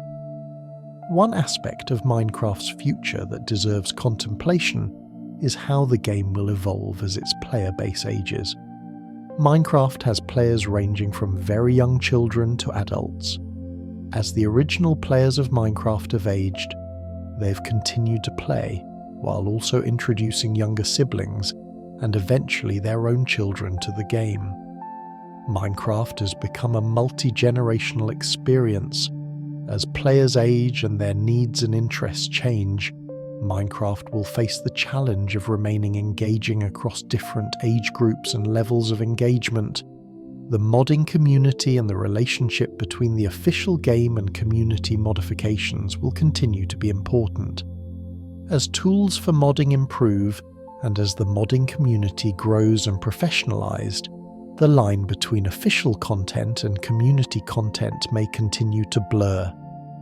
This creative relationship between official developers and community creators is one of Minecraft's strongest assets, and will likely remain central to its identity. As we come to the end of this journey through the history of Minecraft, it is worth reflecting on what this game and its story tell us about creativity, technology, and human nature. Minecraft began as an idea in one person's mind during working nights in Stockholm. It grew because that person was willing to share it, to listen to feedback, to iterate and improve. It became a phenomenon because it offered something genuine and novel: creative freedom, player agency, the space to imagine and build. Minecraft's history is also a history of community. The game could not have become what it is without the millions of players who invested time and creativity into it, who created content, who built communities, who pushed the boundaries of what the game could be. The game developed a bidirectional relationship with its players. The developers created tools and systems, the players used them in unexpected ways. The developers saw what players had created and were inspired to add features that supported these new uses. This cycle repeated endlessly, with the game and community evolving together. What Minecraft demonstrates about game design is that accessibility, simplicity, and player agency can be more powerful than technical sophistication or predetermined narrative. A game that trusts its players to create meaning, that provides tools rather than dictating use, that respects player time and agency. Such a game can succeed in ways that more prescriptive designs cannot. What Minecraft demonstrates about technology is that technological progress does not require ever-increasing computational power or graphical fidelity. Sometimes the most profound technological artifacts are the simple ones, the ones that maximize what is possible with constraints, rather than trying to overcome all constraints. Minecraft's blocky aesthetic, deliberately simple, has become more iconic and recognizable than the photorealistic graphics of many more expensive games. What Minecraft demonstrates about human nature is that people fundamentally want to create, to explore, and to express themselves. Given the tools and space to do so, people will build remarkable things. They will build beautiful structures, useful systems, elaborate worlds that exist only in digital space, but that are meaningful and real in their effects. The satisfaction that comes from creation is fundamental and powerful. The story of Minecraft is ultimately a story about the power of vision, of persistence, of listening to community, and of maintaining fidelity to a core idea while remaining open to evolution and change. It is a story about how a single person, working alone, can create something that captures the imagination of hundreds of millions of people. It is a story about how the best ideas are often simple ideas, how constraints can breed creativity, and how listening to community can make something stronger than any individual vision alone could achieve. Minecraft stands as one of the most significant cultural artifacts of the 21st century, not despite being a video game, but because it is a video game that understood something fundamental about human nature and creativity. The game will continue to evolve, will continue to receive updates, will continue to welcome new players, but its essential character, the simple, blocky world that invites creation and exploration, will likely remain unchanged. That immutability, the core kernel of the game that has remained constant while everything around it has transformed, is part of what gives Minecraft its timeless quality. As you rest tonight and let your mind drift like a boat on a peaceful digital sea, consider the worlds that exist within Minecraft. Millions of them, each one unique, each one shaped by the players who inhabit them. Mountains that reach toward impossible heights, forests that stretch to the horizon, cities built by patient hands block by block, underwater temples waiting to be discovered, villages of NPCs going about their daily routines, dungeons filled with treasure and danger. All of this exists, and yet none of it exists except in the space between code and imagination. Minecraft is a reminder that the worlds we create, whether in games or in any medium, are real in their effects. They matter because they matter to people. They shape how we think, how we imagine, how we understand what is possible. The game has taught millions of people to code, to think about systems, to practice creativity, to collaborate. It has brought people together across continents and cultures. It has shown us that technology can be a tool for human flourishing rather than a barrier to it. The history of Minecraft is the history of what is possible when vision meets opportunity meets community. It is a story that will continue to unfold as new players join the game, as new features are added, as new communities form and new creations emerge. Somewhere right now, someone is building something in Minecraft that will be beautiful or clever or useful or moving. Someone is discovering the Nether for the first time and being amazed by its strangeness. Someone is exploring a community server and forming friendships that will last for years. This is the nature of Minecraft. It is not finished. It will never be finished.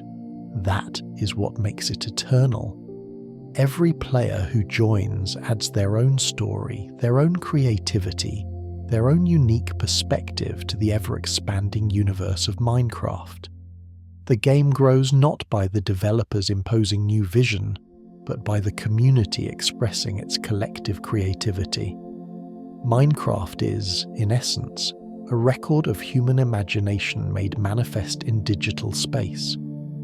As the years have passed since Markus Persson sold Minecraft to Microsoft, his relationship with the game and his creation has continued to evolve.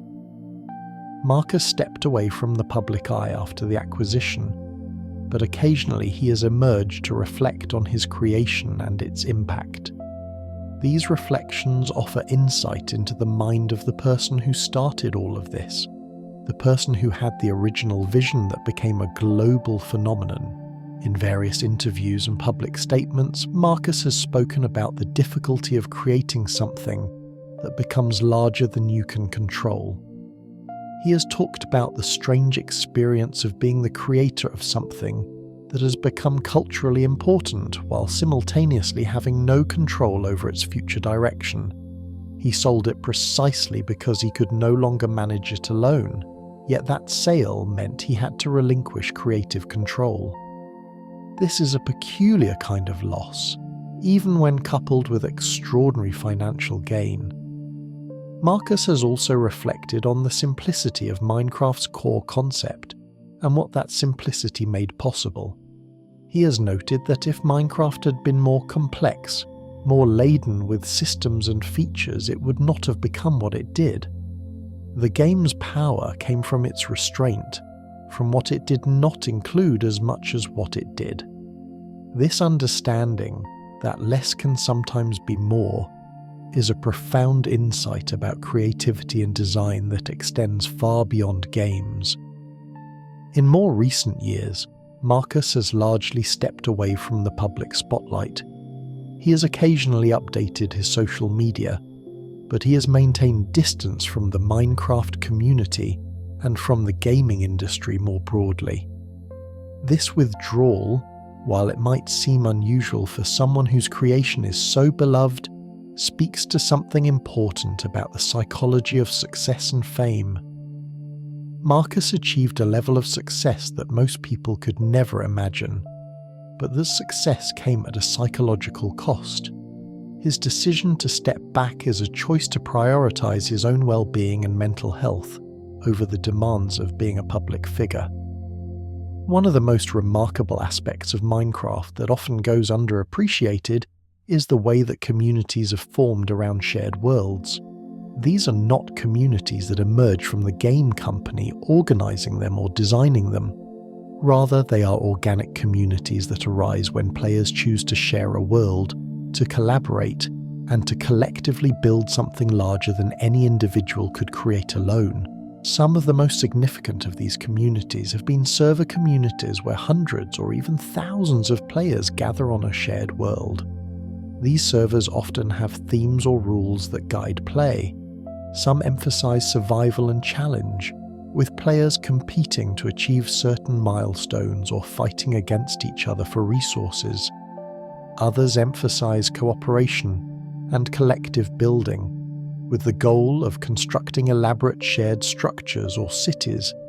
Still others are more theatrical, with administrators creating scenarios or role-play opportunities for players to engage with.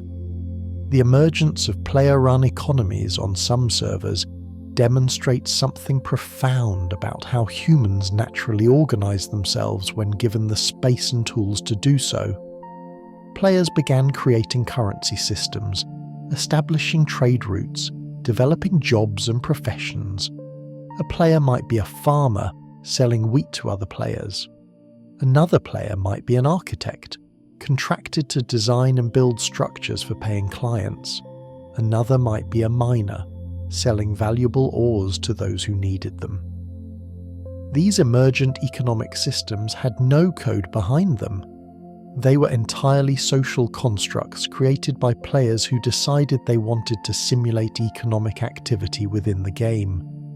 The development of governance structures on some servers was equally interesting. Players elected leaders, established laws, created courts to settle disputes. Some servers developed elaborate constitutions that governed how players could interact with each other. This self-governance, emerging spontaneously from players organizing themselves, suggests something important about human social nature.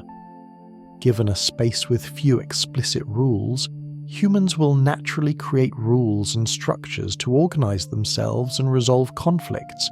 One particularly notable long-running server community is the Hermitcraft server, which brought together a group of well-known Minecraft content creators.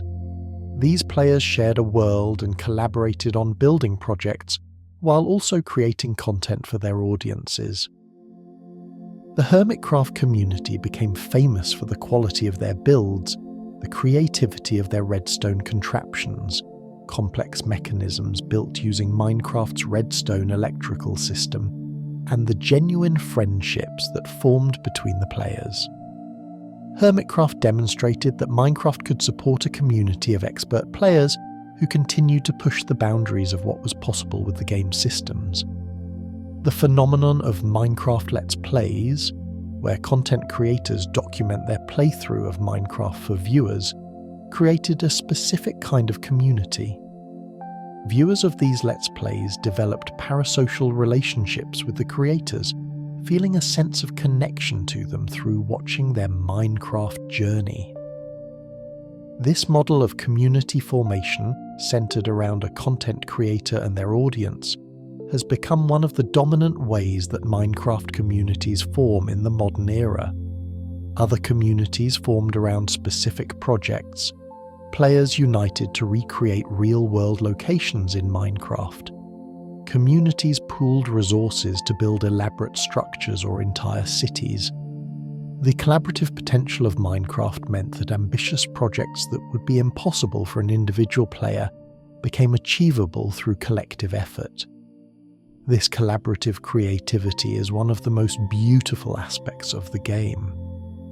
As Minecraft matured, artists began to recognize it as a legitimate medium for artistic expression. While this might seem surprising, how can blocks and pixels be used for art? The answer lies in understanding what art is fundamentally about. Art is about expression, about communicating ideas and emotions, about seeing the world from a particular perspective. Art can be created with any medium that allows for this expression. Some artists began using Minecraft to create visual art. Large-scale pixel art could be created by placing colored blocks in patterns. Some of these artworks were recreations of famous paintings, rendered in Minecraft's block aesthetic. Others were original works that took advantage of Minecraft's particular visual language. The constraint of having to work in blocks, with a limited color palette and discrete units, became a creative challenge that artists found engaging rather than limiting. Other artists used Minecraft to explore conceptual ideas. Works of interactive art were created where players could engage with artistic concepts. Some artists created environments designed to evoke particular emotions or ideas. Others created works that played with Minecraft's mechanics and systems to express artistic intent. The game became understood as a medium through which artistic vision could be expressed, not just a game to play for entertainment. Architecture and urban planning became significant artistic practices within Minecraft. Architects began using the game to prototype designs and explore architectural ideas. Some created realistic recreations of famous buildings. Others pushed beyond realism to create fantastical architectural structures that would be impossible to build in the physical world, but that explored architectural principles and possibilities. The game became a laboratory for architectural experimentation. Music and sound were also incorporated into Minecraft art.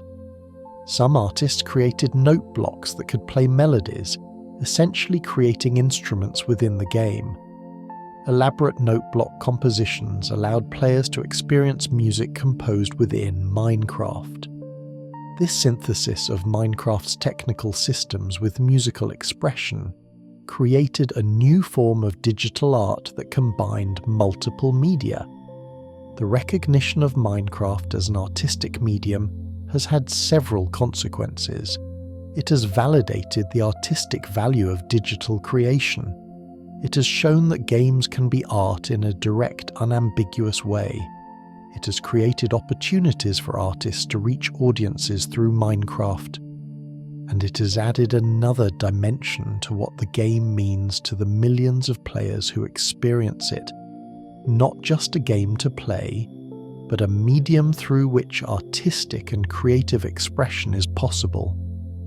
The adoption of Minecraft in educational settings represents one of the most significant developments in how the game has been understood and used. What began as individuals and forward-thinking teachers discovering that Minecraft could be used to teach various subjects evolved into an official educational initiative with Microsoft's Minecraft Education Edition. The ways that Minecraft can support learning are multiple and varied. In mathematics, Minecraft can be used to teach geometry, spatial reasoning, and numerical concepts. Students can explore coordinate systems by navigating the game world. They can learn about fractions and ratios by managing resources. They can learn about angles and dimensions by designing structures. The game's visual, interactive nature makes abstract mathematical concepts concrete and tangible. In history and social studies, Minecraft can be used to recreate historical events and locations. Students can explore ancient civilizations by building replicas of their structures. They can learn about history not by reading about it, but by engaging with it, by walking through a recreated ancient city or examining a carefully reconstructed historical site. This experiential learning creates memories and understanding that traditional textbook-based learning often fails to create. In science, Minecraft can be used to explore scientific concepts. Ecology can be taught by examining biomes and understanding how different ecosystems function. Physics can be explored through Minecraft's rules about gravity, motion, and force. Chemistry can be represented through Minecraft's crafting systems that show how materials transform and combine. The game provides a framework through which scientific principles can be explored and understood. In language arts and writing, Minecraft can be used as a prompt for creative writing. Students can create worlds and then write stories set in those worlds. They can collaborate on creating narratives. They can use Minecraft as a visual reference point for discussing literature and narrative. The game becomes a tool for encouraging creative expression and writing practice. Perhaps most importantly, Minecraft teaches problem solving and systems thinking. The game requires players to understand how systems interact. To succeed in survival mode, players must understand resource management, cause and effect, and planning. They must think about not just the immediate action they take, but the long-term consequences of those actions. They must identify problems and devise solutions. These are fundamental skills that extend far beyond Minecraft. The educational application of Minecraft also addresses something important about learning and engagement. Traditional education often struggles with student engagement and motivation. Minecraft engages students in a way that many traditional learning methods do not.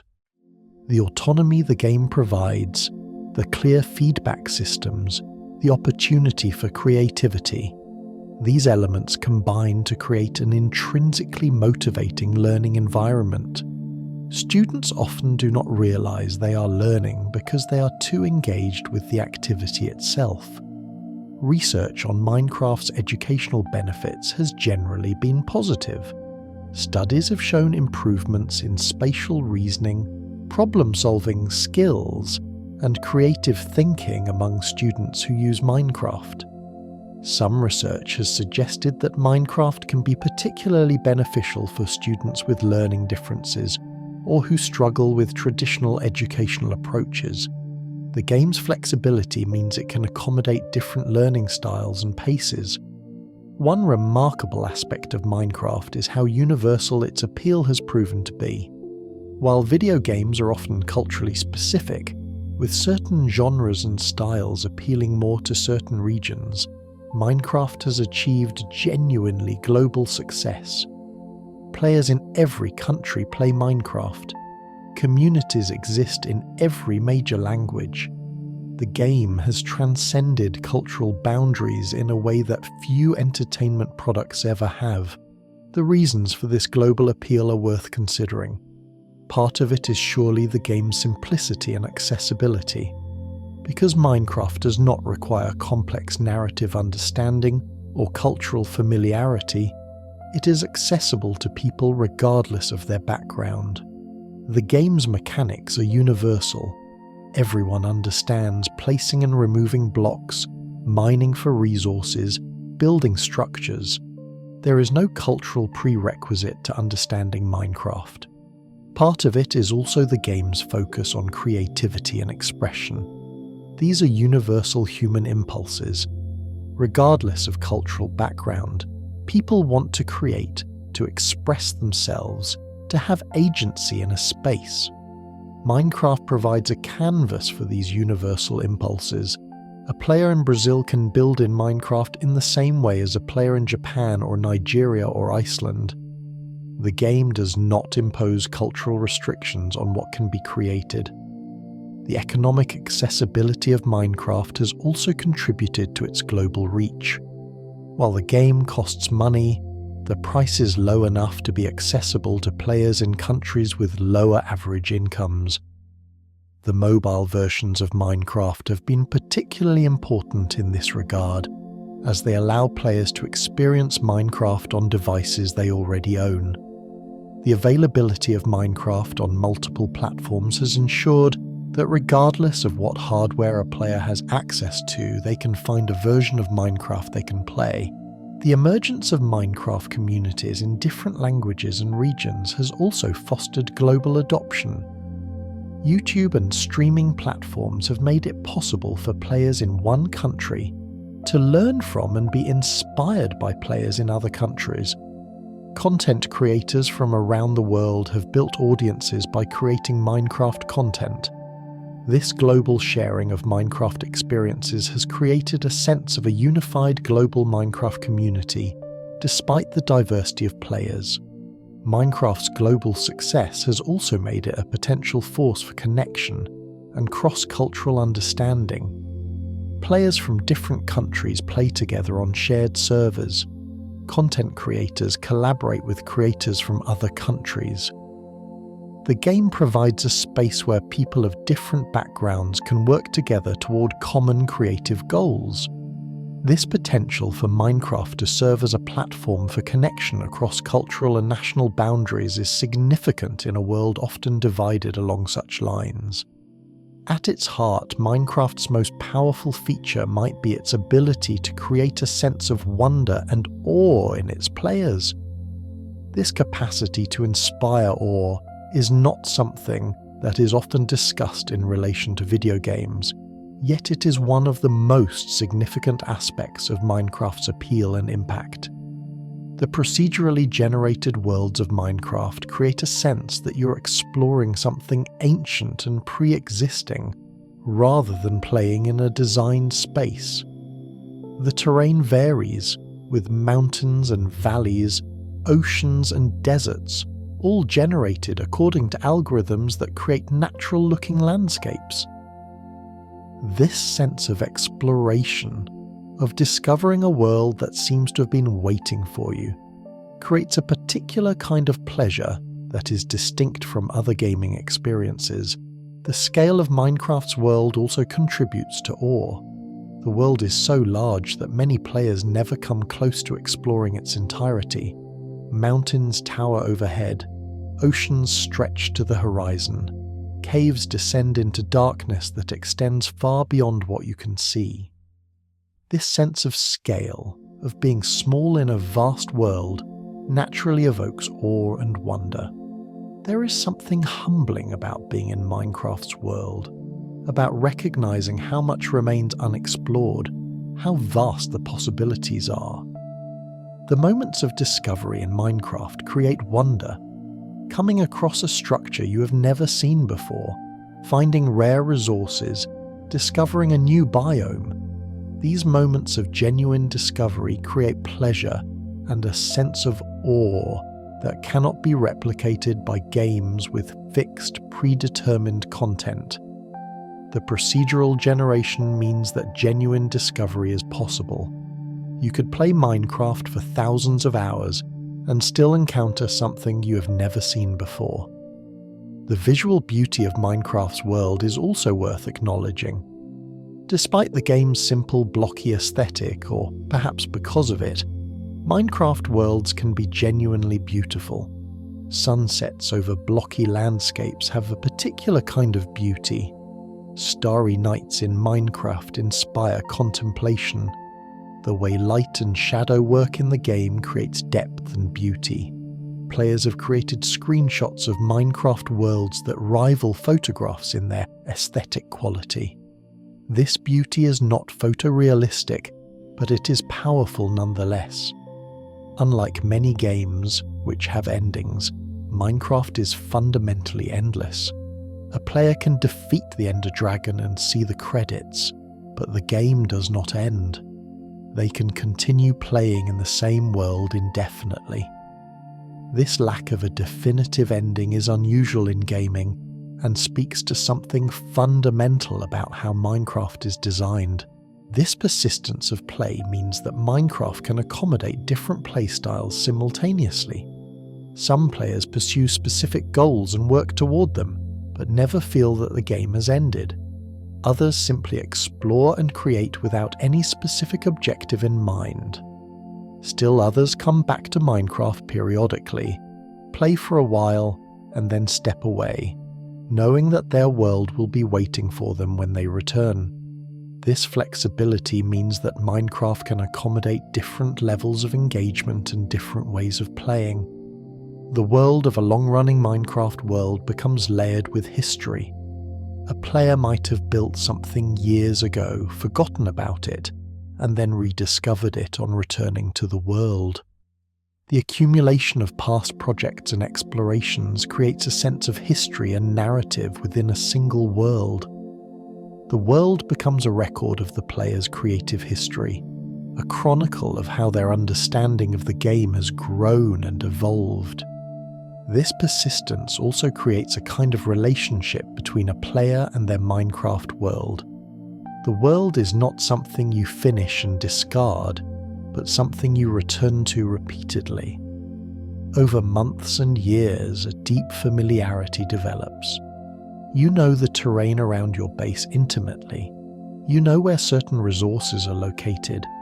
You have history in this world, places you have built, adventures you have had. This relationship to the world is qualitatively different from the relationship you have to most games, which are experienced once and then moved on from. As Minecraft continues to evolve, certain directions and possibilities seem likely, while others remain in the realm of speculation. The game's fundamental design has proven robust enough to accommodate new features and systems without requiring complete reimagining. This flexibility suggests that Minecraft can continue to evolve and grow while remaining recognizably itself. The expansion of new dimensions and biomes will likely continue. The success of updates like the Nether update and the Caves and Cliffs update, which substantially expanded existing dimensions rather than simply adding surface features, suggests that this direction will be pursued further. Future updates could introduce entirely new dimensions with their own unique aesthetic, mechanics, and creatures. The Minecraft team has demonstrated the ability to create novel experiences within the framework of the existing game systems. The integration of more advanced redstone systems and mechanics could deepen the technical side of Minecraft. Redstone is essentially Minecraft's electrical system, allowing players to create complex mechanisms and logic gates. As players have become more sophisticated in their use of redstone, pushing the boundaries of what is possible, the developers have continued to add features that support this technical play. Further development in this area could allow even more complex systems and creations. The evolution of multiplayer features will probably continue. The ability to easily share worlds, to collaborate on projects, to communicate within the game. These features could be enhanced and expanded. New tools for creators and server administrators to manage and customize their worlds could emerge. The barrier between single-player and multiplayer could continue to blur as the technology for seamless play across different devices and platforms improves. The integration of Minecraft with other Microsoft products and services seems likely to continue. Xbox Game Pass integration has already made Minecraft part of a broader gaming subscription service. Cross-promotion with other Microsoft gaming and entertainment products is probable. This integration could introduce new audiences to Minecraft while also expanding what the game means as part of a larger entertainment ecosystem. The modding ecosystem will continue to evolve. Official tools for modding are likely to improve, making it easier for community members to create and share content. The relationship between official content and community-created content will likely continue to be refined and defined. The modding community has been such a crucial part of Minecraft's success that its continued health and growth is almost certainly a priority for the developers. The potential for Minecraft to expand into new technologies is worth considering. Virtual reality versions of Minecraft already exist experimentally. As VR technology improves and becomes more accessible, immersive Minecraft experiences could become more mainstream. Augmented reality applications of Minecraft could allow players to place Minecraft blocks in the physical world through AR devices. These technological expansions would transform the experience of playing Minecraft without necessarily changing the fundamental game systems. As we approach the end of this exploration of Minecraft's history, it is worth stepping back and considering what this game and its journey tell us about creativity, community, and the power of simple ideas executed with vision and care. Minecraft emerged at a particular moment when the gaming industry was moving in specific directions, when certain ideas about game design seemed settled. The game challenged many of these assumptions and proved that alternative approaches could succeed spectacularly. In doing so, it opened creative possibilities for countless other creators. The success of Minecraft demonstrated that there was an audience hungry for games that respected player agency, that valued creation over predetermined narrative, that trusted players to find meaning rather than imposing it. The community that formed around Minecraft proved that games could be social spaces where meaningful connections formed, where collective creativity flourished, where people from diverse backgrounds could collaborate toward common goals. The game became more than itself through the community's engagement with it. Players did not just play Minecraft, they helped shape what Minecraft was and what it meant. The cultural impact of Minecraft extends far beyond the game itself. It influenced how games are designed, what audiences expect from games, what games are understood to be capable of achieving. It showed educators that games could be powerful learning tools. It showed artists that games could be a medium for artistic expression.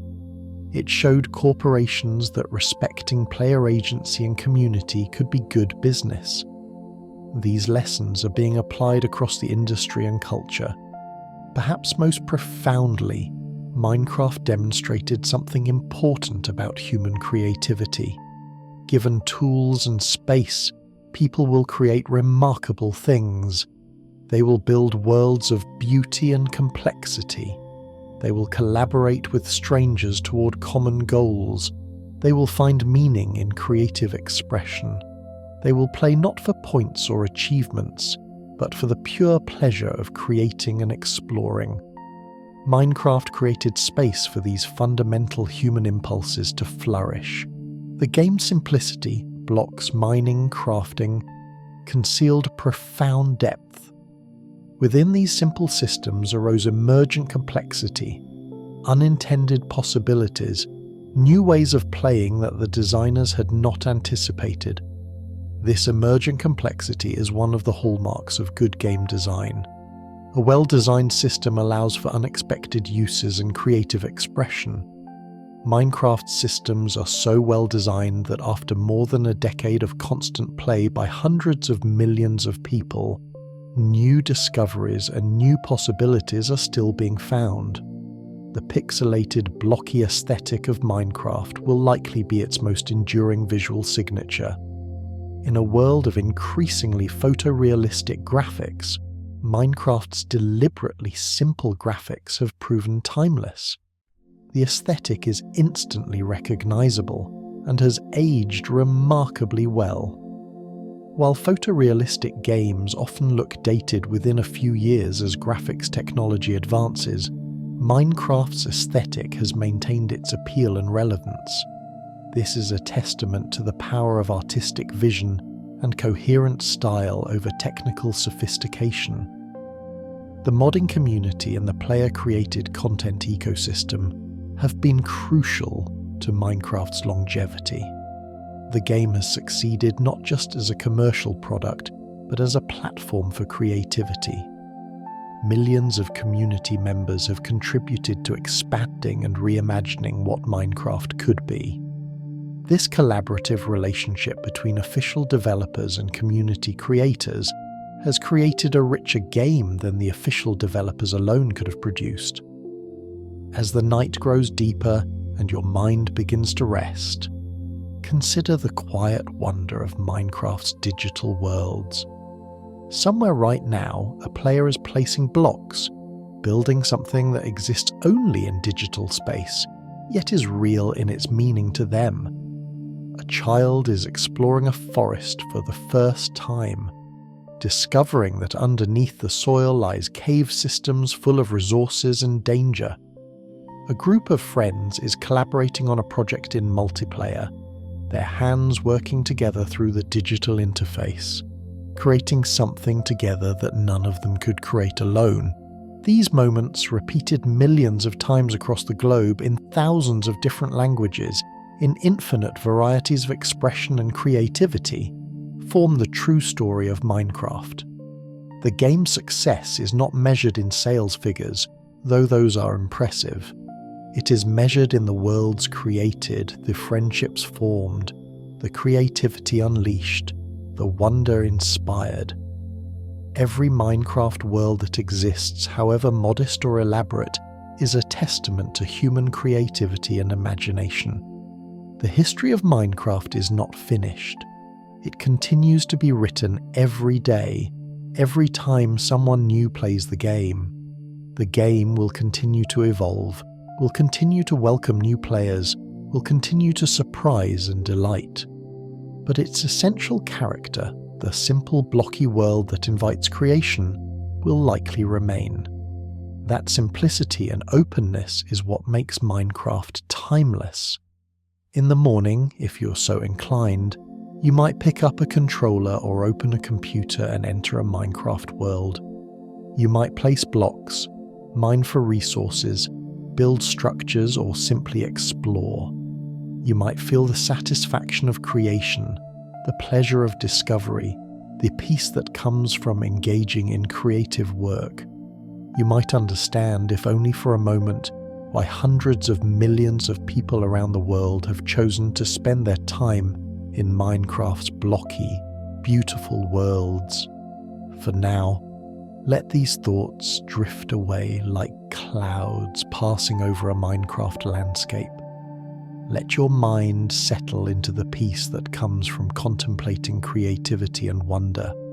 Let yourself imagine the infinite possibilities of a world made of blocks, where anything you can imagine can be built, where ancient secrets wait to be discovered, where the night is full of danger and the day is full of possibility. Let that imagination carry you gently into sleep, into dreams of your own worlds waiting to be built. Good night, and may your dreams be filled with the quiet wonder of digital worlds, with the satisfaction of creation, and with the timeless peace of Minecraft.